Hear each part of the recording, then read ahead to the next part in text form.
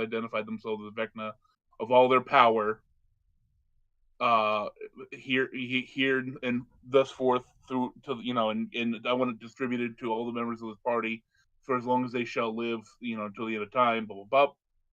So then the DM's like, all right, I'm going to counterspell that, and then one of the other guys like, Oh, I'm going to counterspell your use my counterspell. ability. Yeah, I'm going to use my ability to cast any spell at a 9th level once a day to counterspell your counterspell. So then him and the DM are like, all right, it's going to be a roll off. And the guy's like, we can. And one of the other characters, I believe one of his abilities is he can give you a roll. Like he can give a certain roll to somebody. He's like, oh, he's got a nat 20 he's going to give me. So the DM's like, all right, he's like, to make this fair, we're going to do this. He's like, you got, every character in the party is going to roll against my 9 rolls. Whoever's got the higher total at the end, it happens. And so everybody's like piling on this extra shit they're doing to get to kind of get advantage or to get like extra boost, and it's like it went on for 45 minutes, them just rolling, and I'm like, yo, this is. I was like absorbed. I was like, I would gotta have see gotten how this bored. thing. By the way, we're live and we've been live for that entire story. Oh, cool! Nice. Hey, everybody! I didn't have the heart Fuck, to interrupt we'll do you. it live. I didn't have Hey, the heart to everybody. interrupt you and do. I was just waiting for your story to come to its natural end before saying, "Hey, we're live, everybody." It was interesting, Yeah, that no, it was explanation. good. It's what they call It in the was biz very rolling. a cold open. Yeah.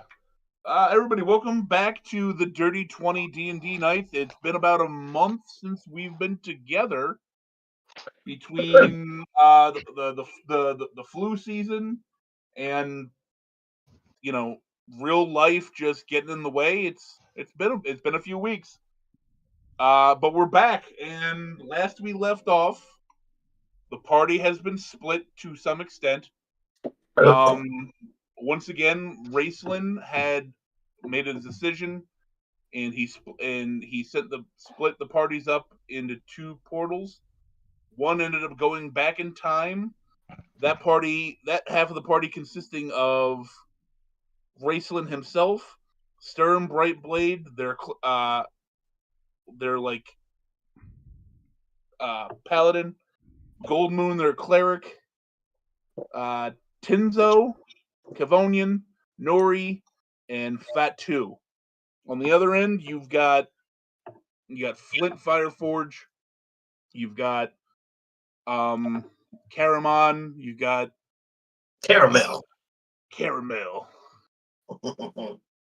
You got Chiron, you got Kaywin, Inafine, Ruckus, and the rest. Hold on, not the rest of, but who else is with them? Tanis, Half Elven, and and oh, what the fuck's his name? The little fucker. Can't remember his name right now. I will remember his name in some point from the Dragonlance novels. But so the parties had been split.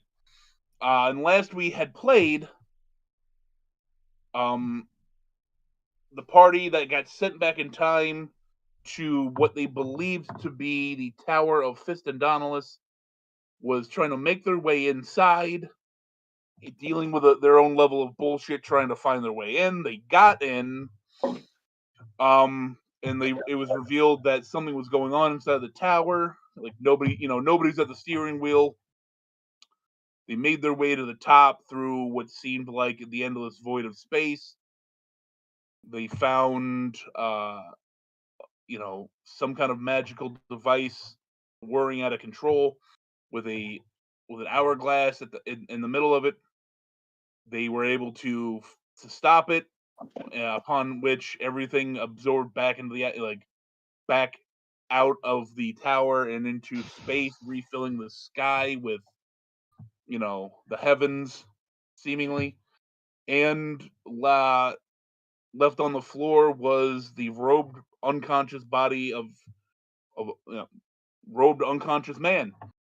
At the same time, back in the current times, Inafine and Kaywin with the others they found themselves back at the dwarven bar in Palanthus. Inafine raged the fuck out, not having Fatu at her side. Fucked a lot of shit up. In the process, they kind of over his glasses. Notified the dragons in the city to their location.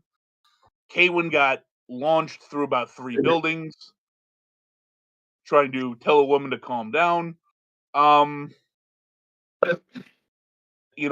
they realized the dragons were flying in, they tried to make a run for it. They were killed. Everybody was killed. And then we ended the night with everybody then waking back up in the bar as if they had as they had at the start of the session, coming through the portal, and kind of in seemingly a Groundhog's Day kind of situation. That's where we left them.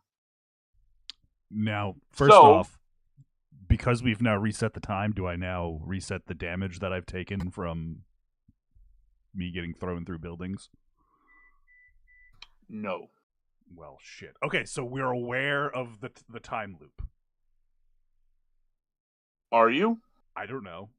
I was really more asking of a question. Do you want me to roll for something? As we stand, you and Inafine and everybody else has just woken back up. Like as we far just as you know, came you through have the woken portal. up. Yes. Back into the bar. Okay. Side note, I saw a random video about proficiency bonuses and realized that when I'm rolling with a physical dice, I am not adding my proficiency bonus because I'm a stupid, dumb idiot. Advantage using phone. Anyone that's not already doing it, try to remember to do that. So hold on. As an example, let me just double check. If you click it in the app, it does all of that automatically for you. Yeah, but so let's say if I'm telling you to give me a performance check, you're not giving yourself the plus 13 when you roll? I do give myself the plus 13, but then it says if you're proficient in it, you're supposed to put in your proficiency bonus, which for me is another plus 4. So if you have me do an investigation check, I'm proficient in it. I love how we lead the week off with Kevin's been playing the game wrong. Yes. So I have a plus 7 to that, but then because I'm proficient in it, I believe you're supposed to add in your proficiency bonus to that. Am I right or am I wrong? See, I thought that because you've got a performance check. It says here you have a plus 13. I thought that plus 4 was already built into that plus 13. I think that's just because you have expertise in that. Yeah. So not only are you proficient, we need a ruling, you are Judge Laura. expert. Judge Laura, what do you say? I think you actually add the proficiency, and the only reason I'm saying that is because I did not know that. Only because we're bringing this up, I was watching Dimension 20, and Brennan was playing, and he kept going, oh, and don't forget your proficiency bonus on top of that. Like, he just kept saying, and I'm like, isn't that, I think. Doing it wrong? Yeah, so if you use the app, it would do that automatically, but you have to physically add that plus your actual bonus. Okay. So everybody going forward, remember that. If your phone, I've been also playing in my other campaign, I have not been adding. And if you have half proficiency, then it's simple. You do half your proficiency bonus. Yeah. So and then what the hell is expertise then though?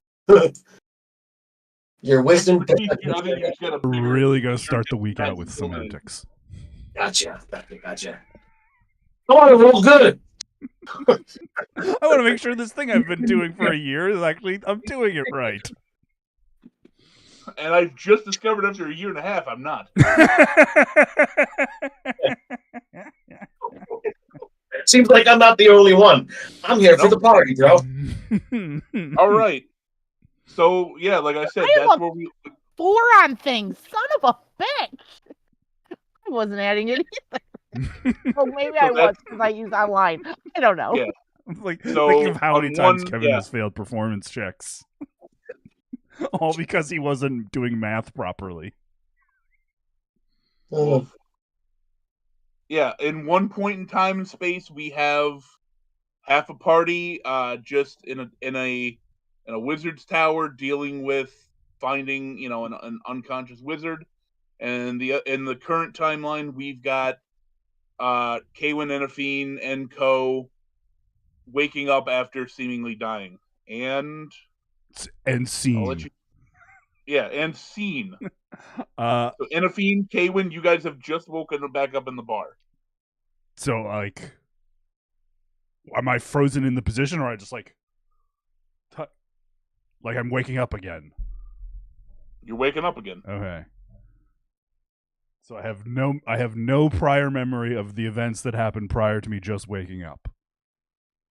Give me No, a that, history Do I check. do No, exactly? Do I immediately notice something off in the room? Give me, and don't give me a history check. Give me a perception I was check. gonna say it was be perception. All right, let me find it. There it is. I gotta see what the hell expertise. I think it would make sense that they knew they were about to die and they just wake up in the same spot. That's an 18. Actually, wait, and if I'm proficient, I had to add another what +4? You said, so it'd be a 22. Okay.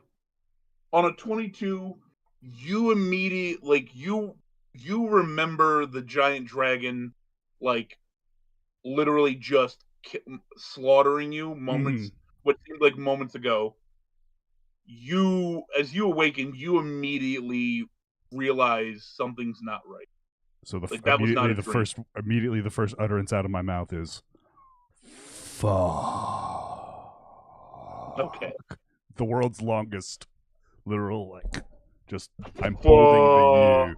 Fuck. Shit. That's or yeah, the Elvis version of she. One quick thing, just to go back to what I was saying before about proficiency bonuses, because I looked it up.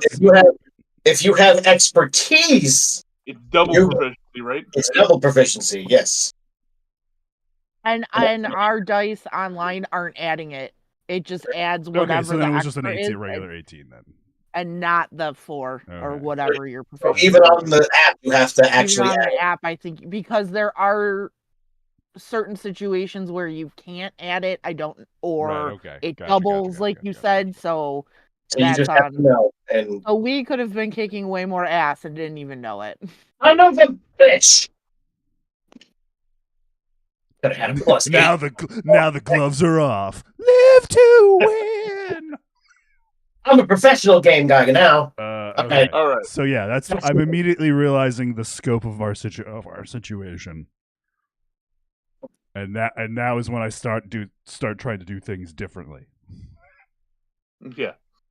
Enafine, you wake back up yourself, and it's the same thing. You immediately realize something's not right. Like you remember the dragon bear, like you remember the dragon fire. You remember everything, and something's not right. And you feel at the same time, in the pit of your stomach, you feel this not emptiness. It would be the opposite. You feel this immense kind of like weight. She's Cannot hear triple a thing pregnant. you're saying. You gotta turn on your mic. Is her mic not working, Tone? Are they not listening to us? What was that? What? We can't hear a thing she's saying. Oh no, she didn't say anything to you guys. She was talking to me about something. Nah. Oh, I I haven't. We're sitting across from each other. Yeah. See. Oh. Okay. So yeah, you feel this immense weight in the pit of your stomach. You wake up. You immediately realize something's not right. He's talking to you, Naveen. Making sure. I was gonna. Can I do a perception roll? Go ahead. Okay. What are you trying to? What are you trying to like scan? Like, like, are you scanning the room, or what are you doing? Yeah. I was actually gonna say like, cause I have that power, right, where I can like, oh, it's just for people, right, to figure out if they're gonna. Like Oh, that. are you trying to see if you sense anything Yeah. evil or? All right, Yeah. yeah. Give me that perception check.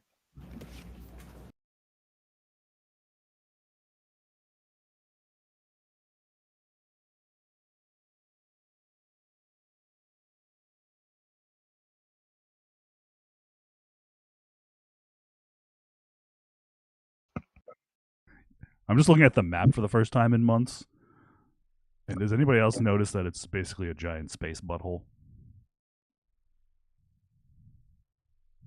I was looking at it like a worm from Dune. It's a little Shai Hulud-esque, yes. Yeah. 19. Wow. All right. So as you on a 19, as you getting up, you look across. You see Kaywin himself getting up. But as you scan the room, you immediately realize that nobody else in the room is moving. Oh. Everybody is as if frozen in time. You've Zach Morrised us. Say, ask. So, but I'm not frozen, or I am. You as because you and Kaywin are currently standing up. You two are the seemingly only ones that are not frozen.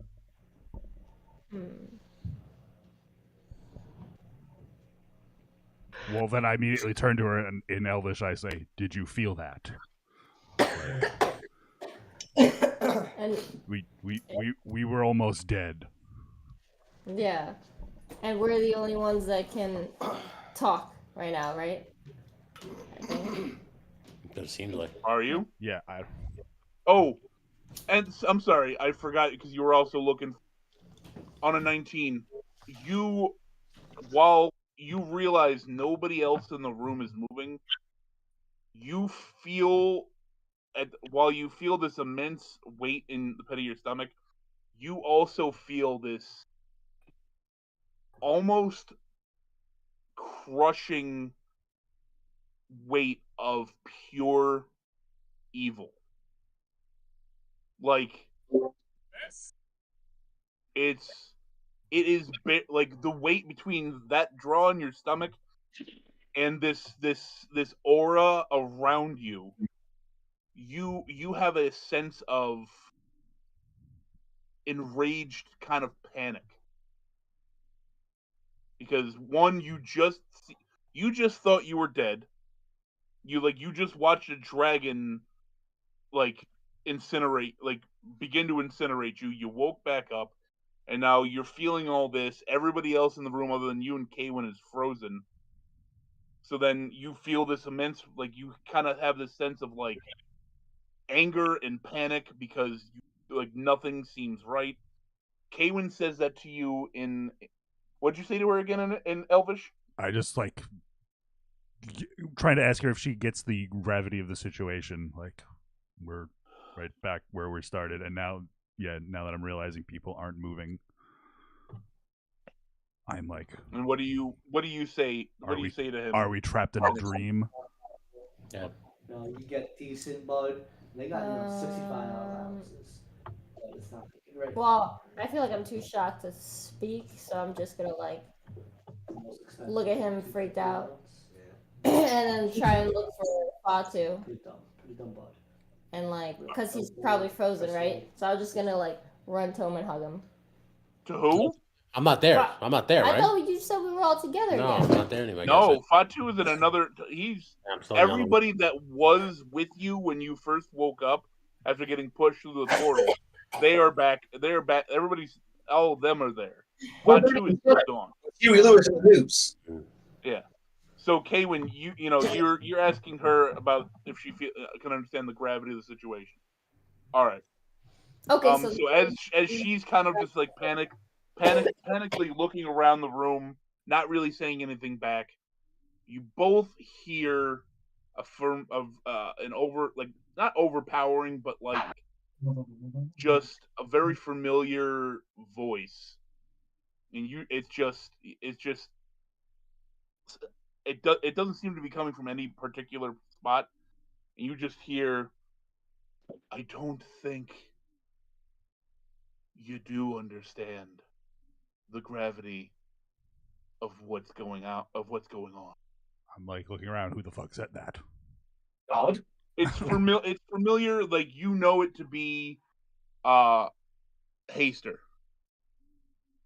It was Zordon. Yeah, it's Zordon. Rangers.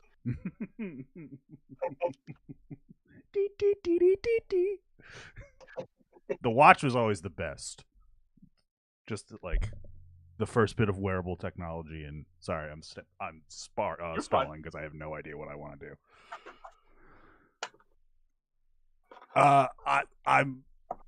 We're moved, like we're back at the bar, but nothing's moving. So we're like, but us. So I immediately stop moving because I realize we're not back at the bar and we're in some sort of parallel reality.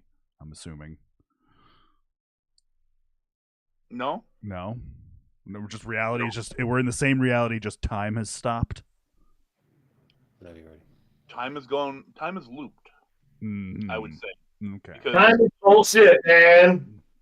Life is just a basketball in chains, brother. What if I just do a human random spell construct. What if what? If I just do a random spell into the air, Are you hoping to hit just something? like out of rage and shock? I just like. What do you want to cast? Once again, you can do whatever you want. I'm assuming if I may paint a picture for you. Can I paint a picture for you? What do you mean? Can I paint a picture for you? Before or after? Set the scene. Right now, I'm setting the scene for you, Oh. as you said. So Okay. she's in shock. She feels all this evil, right? Kaywin says that stuff to her. She looks around, can't find Fatu. In a blind rage, she shoots a magic thing. Yeah. That's what she's. Eldritch Blast. I was gonna Okay. do. What are you gonna cast Eldritch Blast at? In which direction do you want to shoot it in? Up. Just up. Oh, so you're gonna cop shoot gun in the air. Yes. In Yes. anger. Okay. Yes. She's gonna hot fuzz this. You know, the cop points the gun in the air and just shoots it for no reason. Desk pop. You're gonna desk pop it. All right. Yeah. All right. Cast your desk pop. Rambo. The end of Rambo 2. Yeah.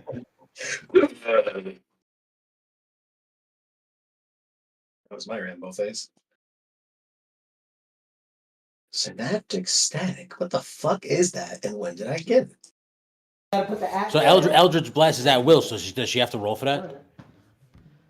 No, not necessarily. Just all right. So you out of rage, just point your hand in the air and you fire off a round, so to speak, of Eldritch Blast. The spell leaves your hand, goes straight up through the roof above you, or through the floor, the ceiling above you into the floor, the second floor, through that ceiling, through the roof, all the wood that it's going through, as it explodes away from the spell, like the spell blasts through, and then the wood and the hatch roof and everything just kind of freezes in time as the spell travels through it.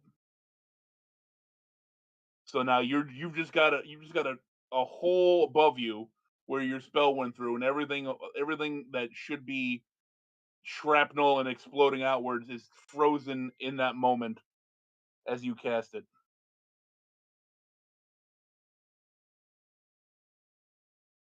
And as you do that, you hear the voice again, just telling you like, that's not gonna help you find the dwarf. Ooh. What do you say to that, babe? I blasted again. All right, you do it again. Same thing. You're in a sense kind of shooting a high caliber round through ballistic gel. Like it's going through, and it's like there should be carnage, but it's just like bleh, bleh, bleh. Everything's frozen. So do you see like a force loop essentially? Because it's What do you moving mean? slow. So because it's moving slow, do you see like The more you do it, the better the you'll pulse? You understand what I'm saying? Like the air moving? I would say. I mean, if you for the sake of like painting a picture, get. Yeah. Algorithm must have got like quick. yeah, as the Eldritch Blast is making contact, it's that slow just Savage and Hogan. Okay. I going got through and going like it. You're shooting the shit's giving minimal resistance because it's just wood and you know what I mean. But like everything just as after it travels through, everything freezes in time instead of exploding out like you. I as got if you. time was moving. And like you can see like as it hits like and like a dissipating kind of sense of force. Sense of force. So yeah, you cast it again and you just kind of you hear a chuckle. Like And then, of course, I sarcastically I go to her in Elvish. Do you feel better?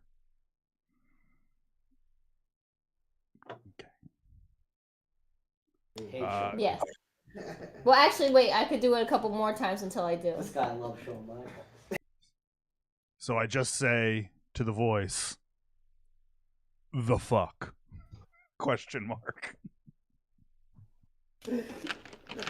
Yeah. you hear back. He says he goes, well, all I can theorize is her little miracle is what stopped you from dying.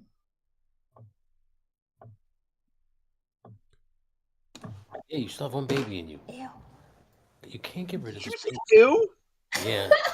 You were listening. I didn't know.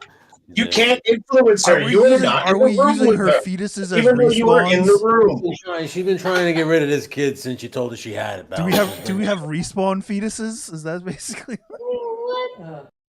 Is there mythical D&D abortion? You realize this kid You can use her children as a Horcrux. You He could be tried Yeah, to exactly. kill it. You He's like one. you set up a means to kill, and this baby survived. So He survived the abortion, Ma. Oh, Oh my we have god. respawn fetuses. Well, guess what, Frank? It's Abortion basically survivor. it's basically we had two mulligans. That's saying. She has an idea. She's after he says that, you kind of you feel like you feel his voice kind of focus on you, and he goes, he's like, can't you feel it? He goes, you can't feel the power. You don't feel that. You feel the love tonight. He talks about. So is my power to like That shit is funny as fuck. You never seen it? I read believe I people? watched it. Is I'm trying to that think of just the story. kid? Like, He's is that talking from about the? how came No, up that's through you. the story. Yeah, it's like- You had that before Tony knocked you up. Please say Fatu. You had that before Fatu knocked you up. Kayfabe, bro. Kayfabe. My bad. Put it out there in the ether, something's gonna happen. I'm just saying. No, someone's gonna watch the clip out of context and start thinking things. And the voice goes, you he goes, what world did you get knocked up, or what world did you get impregnated on? has something to do with it. They banged in every world we were in. Yeah, I mean, at this point, Was it before I don't. or after you died? I think it was after. Yeah, this was an after thing. I remember. Yeah. I'll probably speak, yeah. It was after I. That's the way it is. It was Yeah, 'cause well. it It was took a well. while. It was well. Couple Real of life time. guys. Well after. After you made your deal with your god? After? Yeah. I think so, yeah. Am I privy to this conversation, or is this all happening in internal No, monologue with you can like. Yeah, you don't hear this right now. Okay, when this is focused on her. For the ladies. I was just like, you're omniscient, right? Can you just like teleport us out of here, and we can fuck off and go back to with it and help our friends, or colleagues, or people we just hang out with. He said friends. He's like, you just hear the voice. He's like, what? Why would I do that? Doesn't look like you can leave here either. Well, shit. The voice comes back to you, Inafine. You hear him. He's like, so, or you don't hear. Oh no, you don't hear that. After a moment of what you can assume to be thinking, you hear the voice again. He goes, after Kaywin's like, trying to get out of, he goes, I can get you out of here. He goes, but it would. He's like, I would want. Let's make a deal.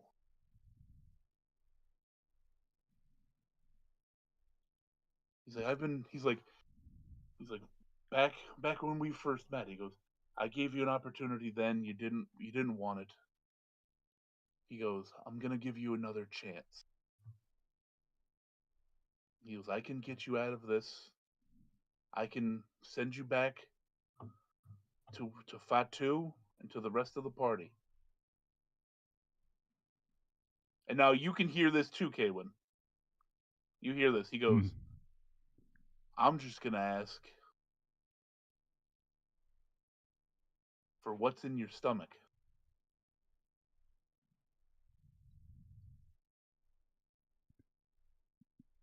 You know, She just said, does giving up the kid gets her to me? Is that what you just asked her, basically? Yeah. She said yes, 1,000 times yes.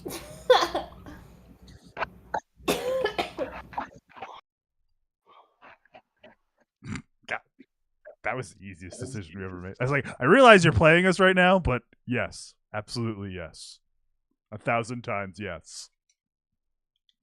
Are you all right? What, like, wait, I don't have to sit through some morality tale, and like we could just rejoin the party. This is totally out of character. Yeah, You didn't even blink. I didn't even blink. Yeah. She just said yes. You She just said said, that's what he's asking. Yes. Wait. Wait, now you have a second thoughts? That means a lot. Hold on. And he was really happy Oh yeah, about it. what sort of monkey's paw devil's bargain are we making here? You want to roll an insight check? You're giving a god a human body. I mean, probably not the best idea. My sacrifice. Though, is it? I mean,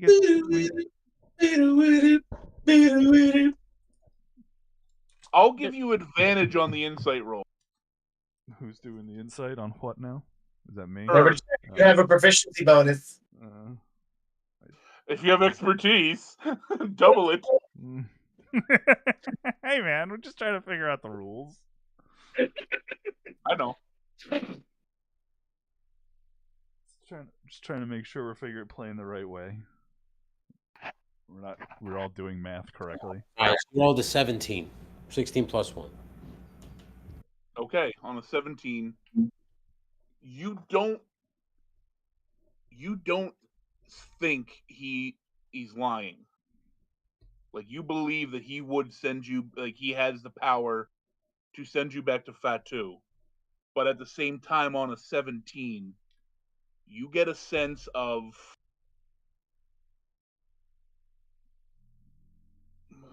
what's the best way to put it? We don't know. I'm trying to think. It's not necessarily fear, but it's like it's a sense of panic from him to get that baby. Panic or like a holy shit, I didn't think that would work, and it actually did. No, like you're of all things to ask it for a friend. Ask it for a friend. Out of character. Could Fatu master splinter a meditation to her through a fire or something where he shows up, blue flame type stuff? We are back in time. Give me 1 second. Give me 1 second. You're not around a flame. You'd have to essentially recall a memory that you two would have. You know what? Because of your connection, I'll give you an opportunity to give me a kind of role do I want you to give me? What situation are we in right now, though? Like you guys are fine where you are. Oh, okay. Like you're not in any kind of real danger. You guys are just kind of, like I said, you're sitting on the top floor of this wizard's tower. You've fixed the machinery. Everything's gone back to normal, and there's just an unconscious wizard on the floor in front of you guys. Okay. All right. So Fatu, she would have to like. Because of you give me a history check, Fatu, and I'll give you advantage because of your relationship. You get the relationship bonus.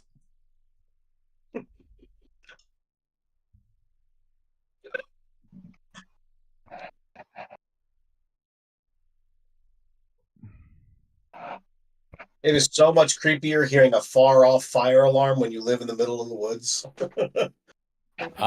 21. Okay. Yes, I will allow. Like, in this moment, she would have.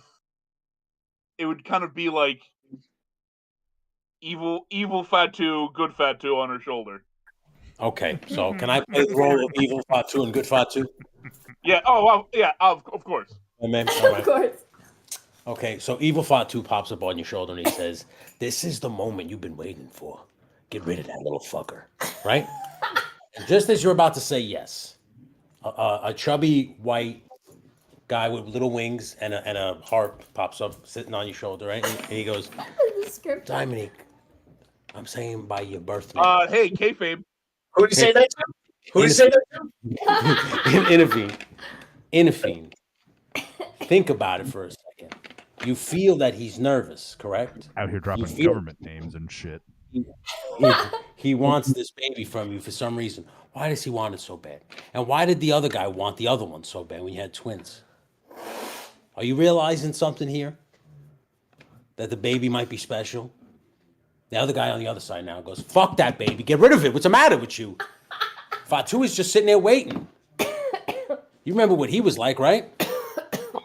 And the other breast season. Is this a hallucination, or am I seeing this as well? And, So this is only between her and like now she's sitting there contemplating, and she's like Jay and Jay and Silent Bob Strike Back. Yeah. You're sitting here like this, looking at him, and then all of a sudden, out of your peripheral comes the good Fatu. Think about what he would actually say when you told him what you did to come back to see him. Don't you think he'd say, "I wanted you to save that baby because he was going to be a fucking god. I said this to you multiple times when he even told you had babies growing inside you." Did he not? But couldn't it be bad? The thing could be like evil bad, not evil good, like good. We're not gonna make him bad because we're gonna take care of him. Go to the garage. No, Oh, just no. walk in. That's fine. No, but it's broken the door. Do you understand me? Are you gonna do the right thing? Then the bad Fatu's like, "Do the right thing. Do what's right for business, Dominique." Oh. All right. The government named you again. Oh, yeah, you did. Do it. Named you again. Also hit her with the Triple H. Yeah, do what's good for business, right? Best for business. The good Fatu comes in, he goes, You know what's good for business. Uh, What's good her for unborn love. child would be Batista in this moment. Aw. Keep the baby. Fatu will find you. Keep the baby. Fatu will find you. That's all you hear as it fades away in the distance. That's a good ass quote. Keep away. Fatu will find you. Find you. Turned into the Cuisinart Hatterack. Now make a decision. Oh gosh, What? Oh, see? that was hard now. Thank you. Okay, fine. You gonna say no? No, I was gonna say keep it. Thank you. She's gonna keep the baby. She's gonna say no. So Not on. you say no. Yes. All right. As you say this, uh, Bitch. a cloaked figure at the bar just stands up, turns around, faces you. And it's him. It's the villain. It's the BBEG. And he looks at you. He's like, think about this. He goes, you didn't want this to begin with. He's like, you don't know what's inside of there. For all you know, that baby could destroy you and destroy everything in this universe and completely thwart my plans to begin. If that baby can stop you from dying and rewind time and bring you back to here, and it's not even born, what other horrible things can it do? Now I can send you back to your one true love, get you out of this loop, get you back to your friends, these people, back to their friends and family. And I can get you, and I can just, we can act like this never happened. It's like, Enophine, let's be honest here. You're not mother material. Give me the baby. Give me what I want. That's what I want. Calm down, Batista. Give me what I want! Where's my spotlight? Give me what I want.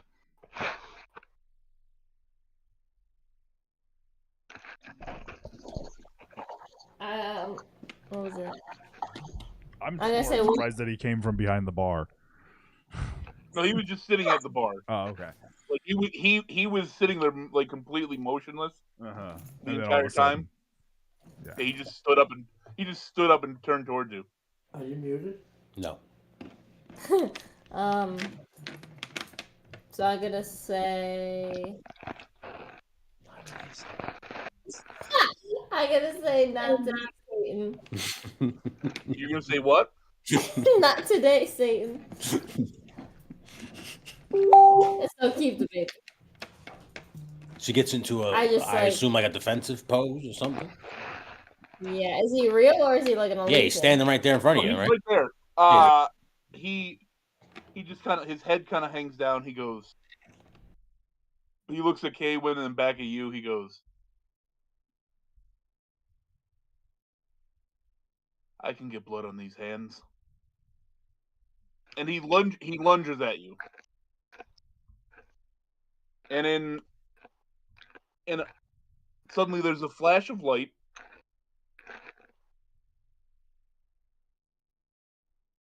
And he's gone. And everybody else in the room, time is now moving. You hear everybody, oh, what the fuck? As all the eldritch blasts you just blew into the ceiling, everything's now, all the shrapnel's falling out of the sky. Everything's collapsing. How do Like I all the bartender, what are you doing to my bar? Just as she turns to look back around, she sees little baby Fatu and the little harp, just smiling at her and winking, like he made the right decision. And then he disappeared. Did you though? Who just disappeared? Enophine. Oh. She went away from computer. She hasn't been. Okay. Yeah.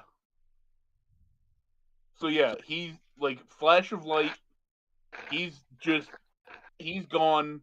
Time is now moving as normal.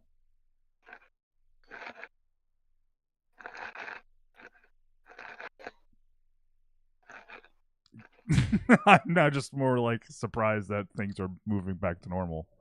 I'm immediately listening for dragon wings. Give me a perception check. Thank you very much. Do do do do do do do do. That was a nat 1. No, he got it. You rolled a nat 1. I did. I would say you are kind of in that moment. You seem like you don't hear anything. You're kind of just like as the bartender is screaming at her for her shooting the Eldritch blasts, and everybody's waking up. Like everybody else is getting up. Like, wait, what the fuck? You're just sitting there like, huh? Yeah. You don't hear anything. Yeah. Nice. So I tried. I again start trying to take aware of my surroundings. I was gonna go over, maybe run over to Kaywin and tell him everything. Yeah. To try and... Chiron gets up. He goes, "Didn't we just fucking die? Is this hell? Is this bar hell?" That or we're stuck in some sort of time loop.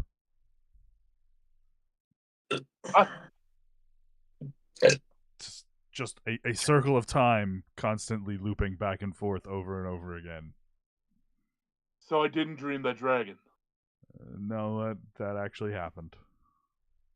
Oh, fuck. Let's try and not do anything with not alert the dragon again. Yeah, I don't want to die again. That's some bullshit. And I'll be right back. Dinner. I thought that was just me.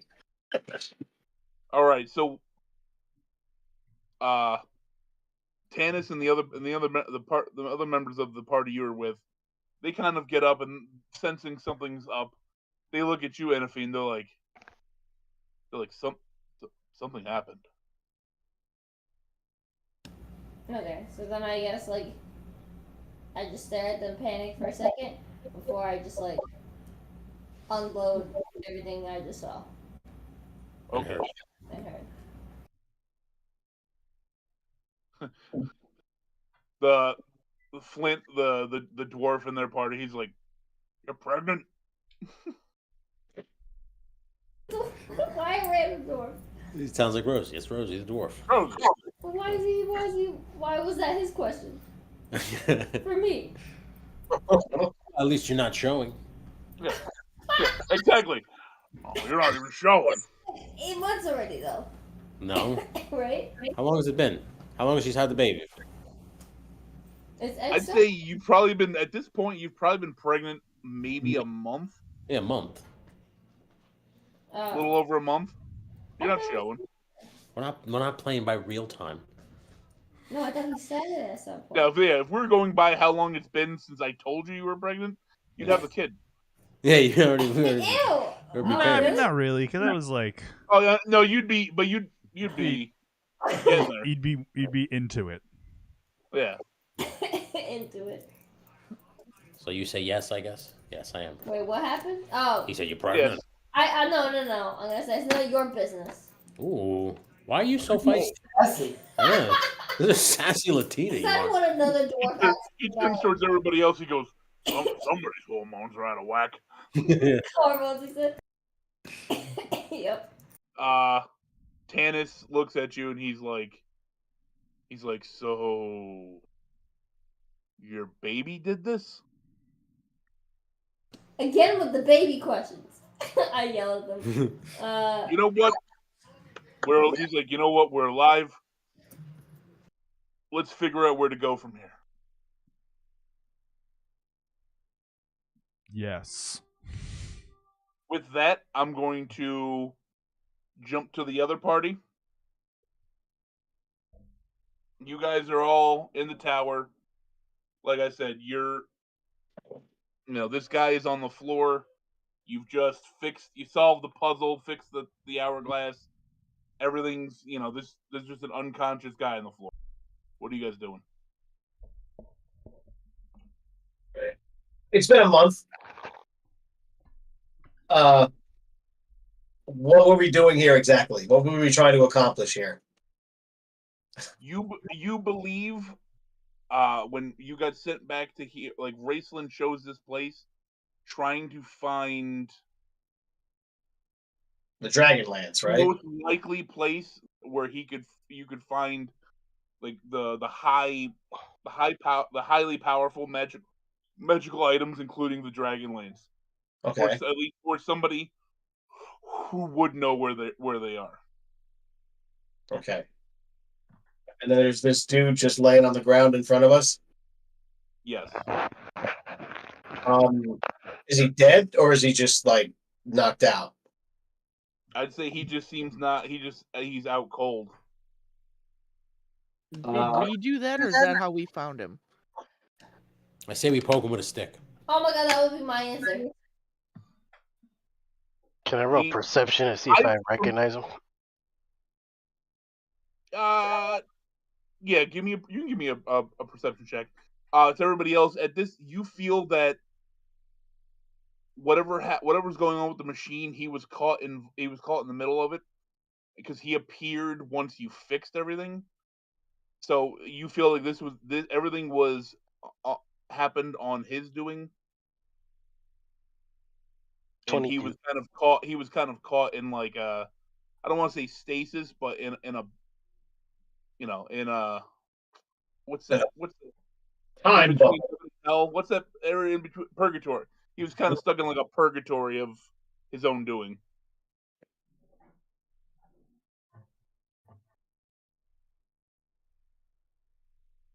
So Tenzo, you rolling to see? Yeah, I said 22. 22. Yep. You kind of lean down. You're looking. You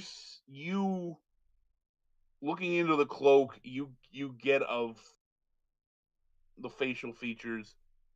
You immediately kind of realize that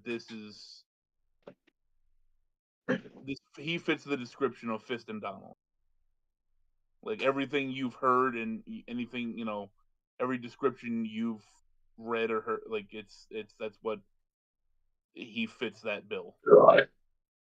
All right. So I start saying out loud, "Shit, it's him. It's him."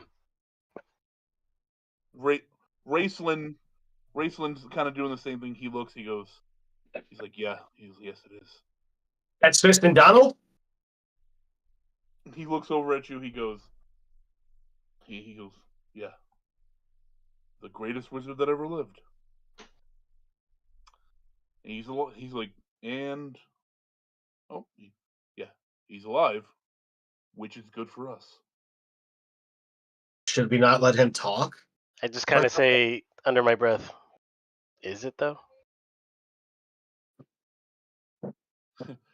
I say we beat him with the stick. Yes. I'll get down next to him and be like, "Hello," and I'll just start tapping him on the head. Who's poking him with a stick? I'm just tapping him on the head, like, "Hello." I suggested we poke him with a stick first. Now I realize I'm being nice. I'm being nice. We beat him with the stick now. Yeah, okay. As Fetchu's poking him with a stick, and Nori's patting him on the head, Raceland turns to kind of look to answer Tenzo, and the wizard on the floor just kind of all of a sudden just like, it's like my stone. This guy's alive, guys. This guy's alive. He's got to pass a stone. Look, he kind of you kind of see him. He's on his back. He's scanning around. He points over to a table. Let me pull up the map for myself. Actually, hold on. I'm gonna add him in. Yeah, that's not what I wanted. Cool.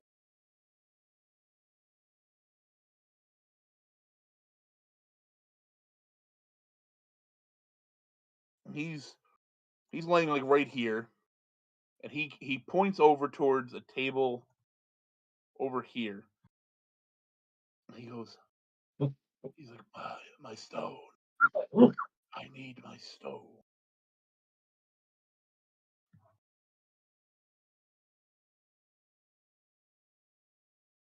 I just kind of say out loud, Raceland, I don't think that's a good idea. Raceland looks over at the table.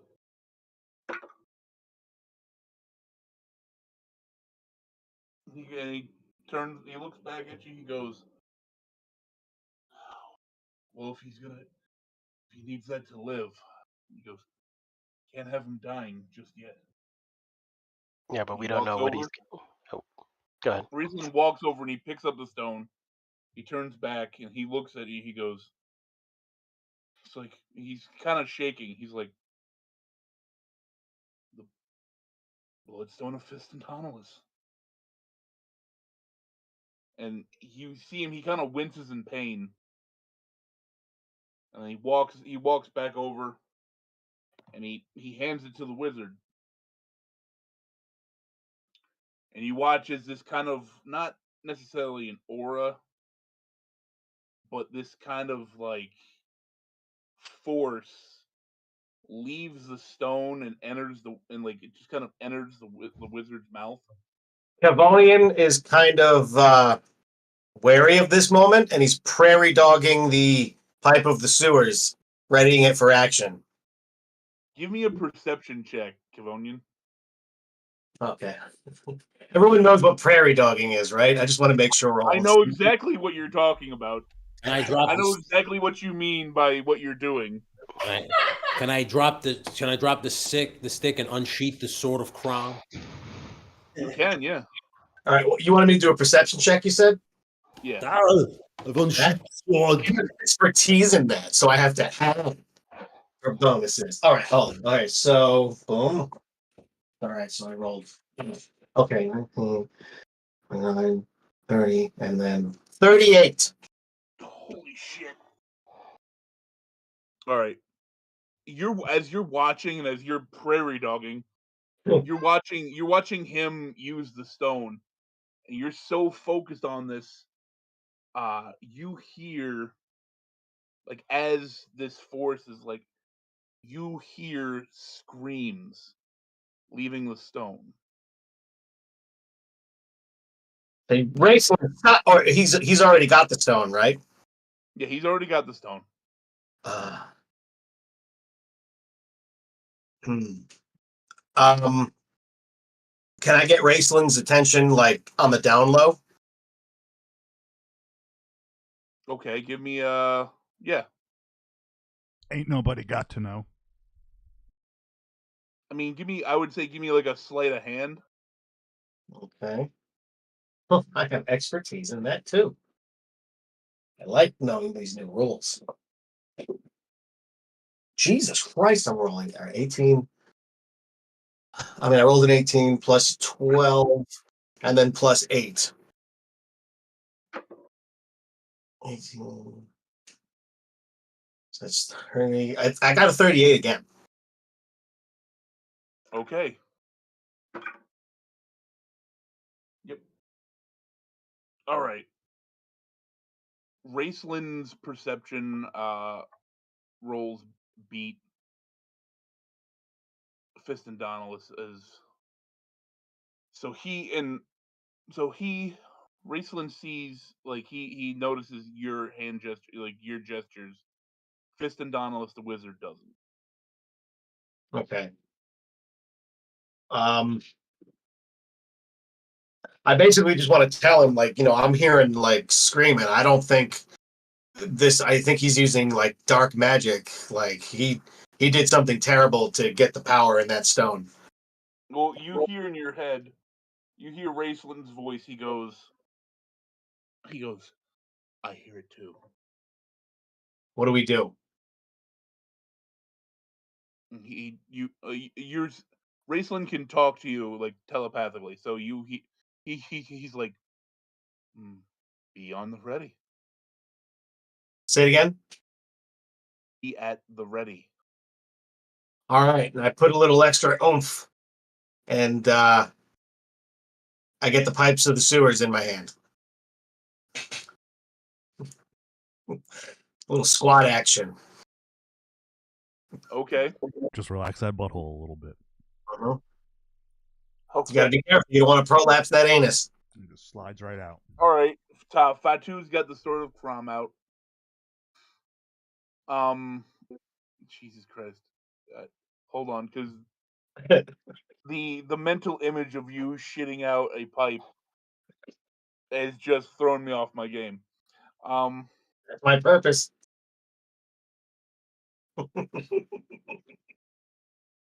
Just all right. So you've got the pipe ready. You're at the ready. You can notice Raceland he's got his staff in both hands. He's at the ready. Fatu is at the ready.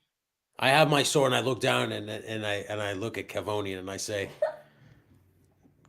interesting stance, Kevonian. I'm just like,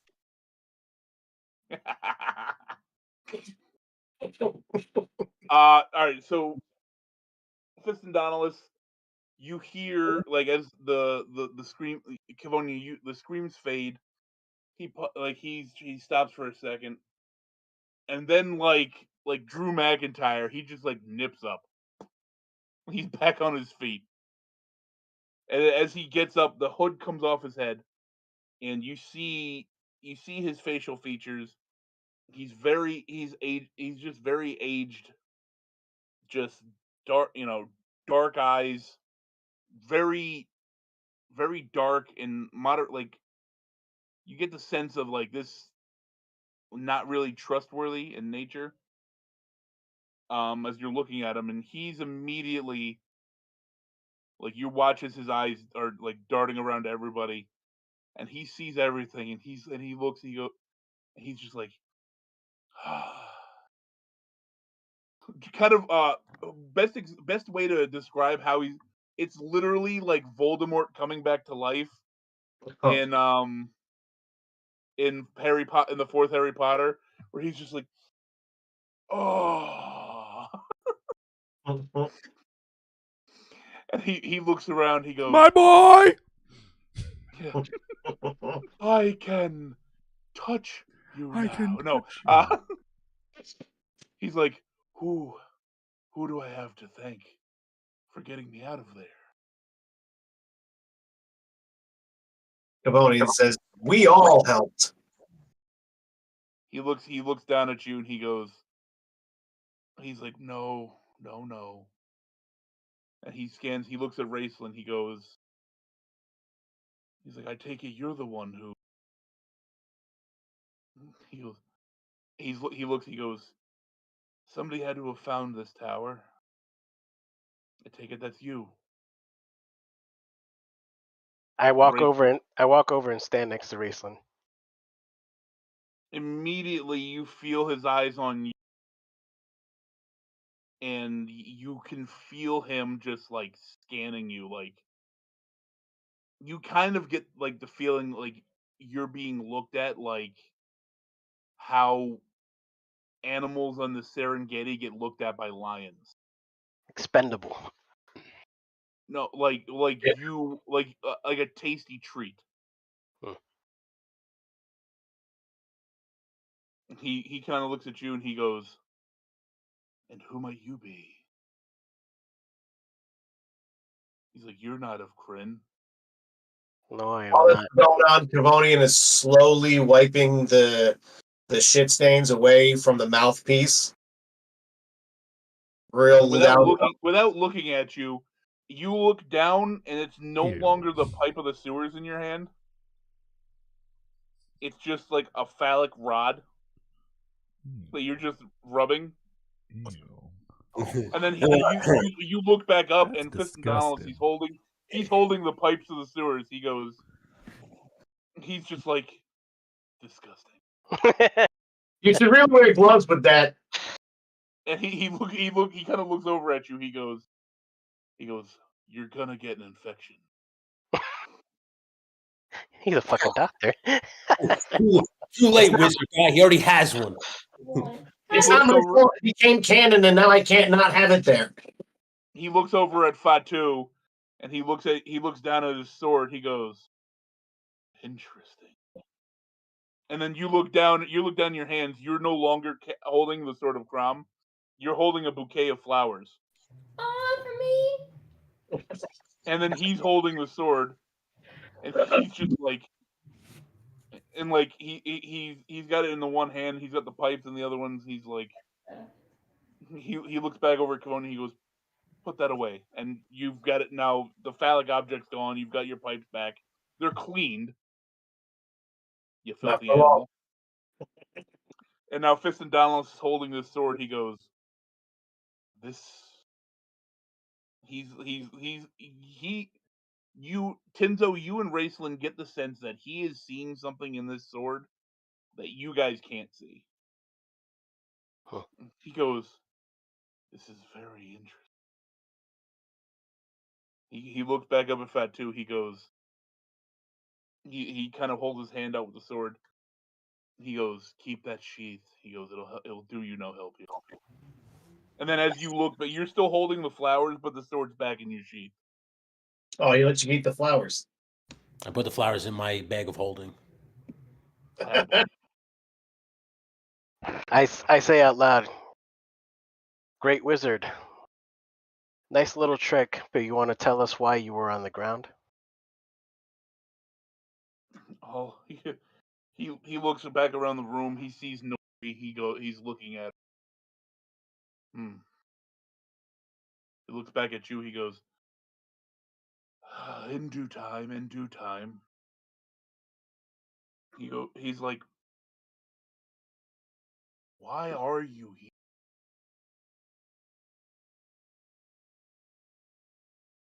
He's asking me, or is he asking in general? He's the words come out in general, Okay. but he is looking at you and Raceland. Let's just say we stumbled here on accident.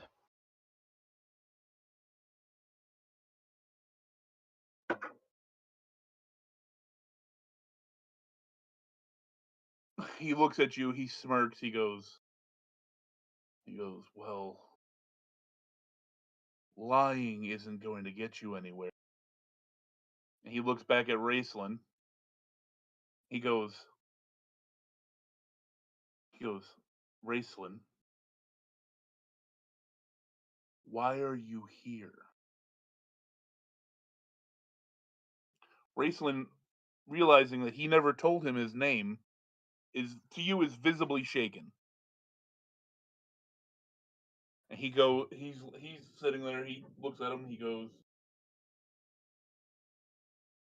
"I didn't think." He's like, "I didn't think I'd get here." And he goes, "We need help."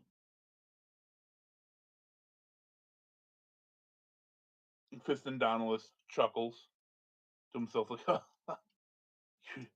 "You need my help? You must be in a bad way." I say out loud, actually, we are all in a very bad way, including the gods. He looks back at you. He's looking at you, and he goes, looks over at Kavonian, Fatu, Nori. He sees Gold Moon and Sturm. And he's like, "Gods, you say?"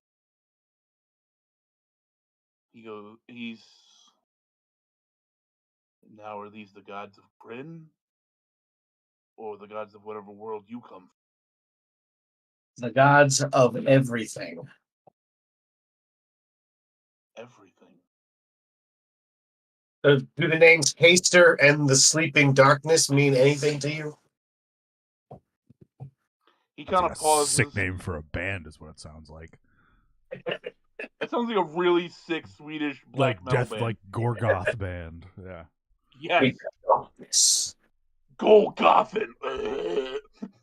Yeah. Shit demon. It's a shit demon. What was the second name you said? The sleeping darkness. It's just what the reference to what Haster's trying to waken. He kind of looks at you sideways. He goes, he's like, things of the similar names. He's like, are we talking about the child of the void? Are we talking about the Magnum and Aminandum? We're not talking about Magnum condoms. We're talking about the darkness. English goes- nerd. Oh, Also, another really great English band, The Darkness. nerd. Doesn't get a lot of. Hold on. We are playing D&D. Common nerd. Yeah, and you're gonna call me a nerd. Wow. Okay. Listen, I don't think any of us are real cool Nori guys. does not have the attention span for all of this, so she is just like. Curiosity. In fact, He mentioned a child of the void. Is that a reference to one of my children? More, either the dead one or the current live one. you didn't tell me anything about yourself, Fatu. His head snaps around to you, Fatu, and he goes, what? He goes, Just out of curiosity, sir. Just appreciate flowers, by the way. Thank you very much. That's gonna be a great gift when I finally get back to my lady. Anyway, you said something about a child of the void. Now, recently we've come in contact with Satan, or Lucifer, if I'm not mistaken. His name is Lucifer. Good morning, sir. Good morning. Cavoni, Lucifer, yes, that was his name. Lucy, I called him. He was a good guy. Good guy. Okay. Well, he reached into my wife's stomach and basically pulled one of our babies out like it was a Christmas ham. And I'm just wondering if that is the child of the void that you're referring to, or apparently my wife is going to have twins, so there is one unbaked child currently still cooking in an oven. So I was just wondering, Unbaked child. is that the child of the void? I'm just wondering. He's looking at you, and you watch as he seemingly just floats forward up to you. And he's just like, he goes, 2 children, you say? And he grabs your head. Well, And he's literally going through every memory and every piece of info. Like, he's going through your life. I lean over to Rachel and I go, is that rape? Raceland isn't moving. Raceland's just like, huh. I say out loud, fuck. Good And dialogue, No. everybody. And Fist of Donalus lets you go, and he's like, it seems that you have quite the role to play in things to come. What? I like what he just said to me right there. And he So I looks over at Nori. He looks over at Nori.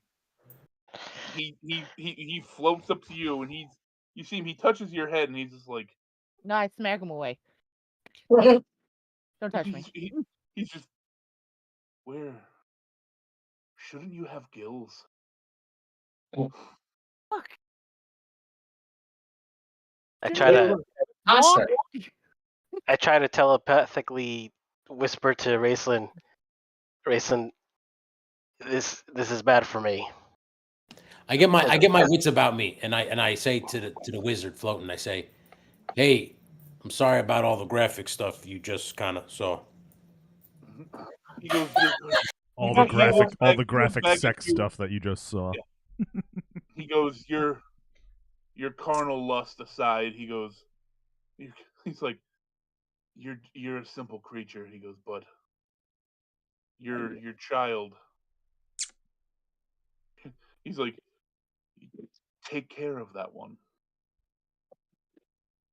I knew you were, and I know what I know right now. Inafine is happy to be having my baby. She's so happy right now, wherever she is. Just get rid of it. So Tinzo, you're turning towards, like, you're trying to telepathically talk to Raceland. Yeah, like I try to tell him my memories are not just only memories. It's kind of more like archives. I don't know if this is a good idea. Before Raceland can say anything, you hear Fist and Donalus' voice in your head. He goes, what's the bad idea? that we're not working together. Are you looking at Raceland during this? Well, no, when I hear Fist of Dauntless is But when you were first trying to telepathically talk to him. yeah, were I was you- trying to tell. Yeah, I was trying to tell him. All right. Well, So- telepathically, yeah.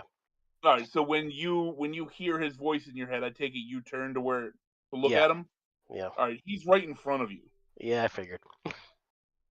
And he's looking at you. He goes, you are my number one guy. No, he doesn't say that. He looks at you, he goes, Yes, he does. like, Canon. And it out. It's canon. Canon. It's canon. yeah. You turn, you look, and he's right in front of you. He puts his hand. Wait, on are you. you? I was gonna say you're gonna rub my shoulders. God damn it! Like, you can sense that he is like, he's touching you like Unfortunately, this is going right over anything's head. almost erotically. He's like, he sees something in you that you like. Nobody else in the room really, except for maybe you and Raceland, might understand. But he's just like, Tinzo, is it? Tinzo, you're gonna be my number one. And he is going through your mind now. You don't have a say in the matter. Yeah, I'm even trying. Yeah, as I'm struggling, I'm also trying to think of my family. I'm trying to put Like, that. He's sitting there. He goes, oh, wife and kids. Fuck. He's just like licking his lips, and he's like, I lean over to Cavoni and I say, it's like the greatest high you'll ever feel when he does that. he's like, you have a power that's hasn't been seen here. Interesting. I lean over to Fatu and I whisper, serious talk. What are the chances that if things go bad, we light the barrel of lotus weed on fire, bake this tower, and get this guy so stoned that he can't think? Who do you say that to? I'm whispering that to Fatu. I say hear, something. I hear in your head, Kevonian, you hear. Oh, hold on. How am I going to say this? He's like, you just hear in your head, I've smoked things you can't even imagine. I'm literally like, woohoo, I can do magic too, and I just start like throwing water everywhere. I say to Fatu, you need to hang out with this guy. Water. Like, woo, I can do that too, man. Magic, woo! He basically told me that I have super sperm, so he's all right in my book. Yeah. I And like that already true, you know. He looks at Raceland and he's like, Raceland, why can't I read your thoughts? And Raceland just finally, with his wits about him, he looks at him. He goes, he's like, I learned long ago to protect myself. He goes, can you help us? Looking back at Tinzo, he goes, well, takes his hands off his shoulders. Looks at, he goes, he in his one hand he clutches the bloodstone. He goes, you can't have this. He goes, I don't have the dragon lance. He goes, but I do know where you can find it. And I can get you there. He looks back at you both. He goes, but there is a price to be paid.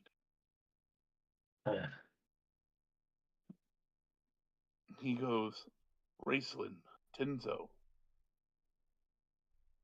I will send you and your party to where the Dragon Lance is. And upon you potentially getting it, that's up to you, and I will get you back. He goes, but in doing so, you both have to agree to be my apprentices.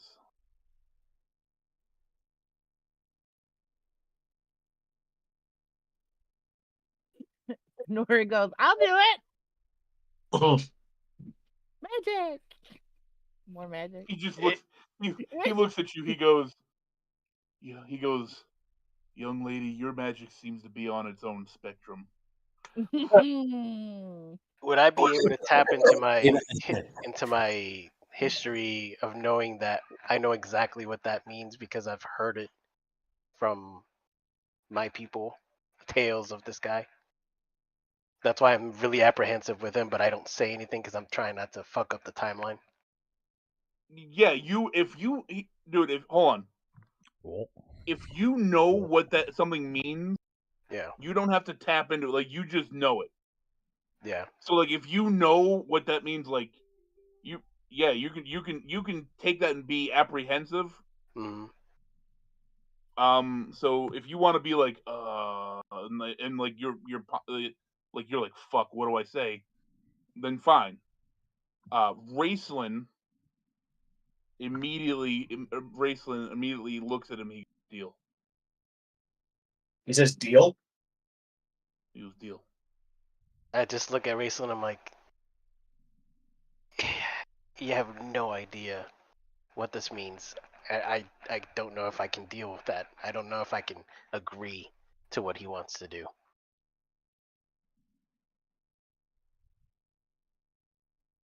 Would the fact that we're not from this time mean anything?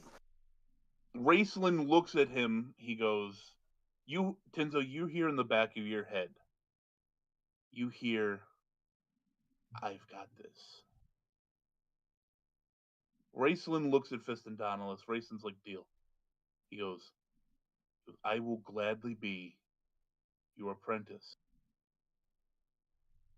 Hold on. Alright, I'm gonna get ready for a roll for Raceland. Raceland looks at him, he goes, Tenzo can't stay and be your apprentice. They're not of this world, and you know that. He goes, now, that doesn't mean that we can't help you until we get our way back to when we came from. Or at least I can send them back. He goes, but they can't stay. And now I'm going to try to roll a persuasion check with Raceland. Let me pull up his sheet. Wrong one.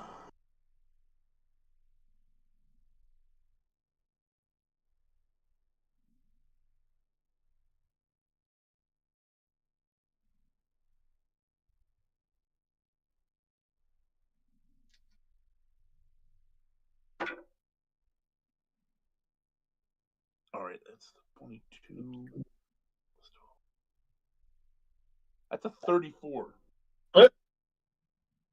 He's convincing. Now, Oh hold my. on.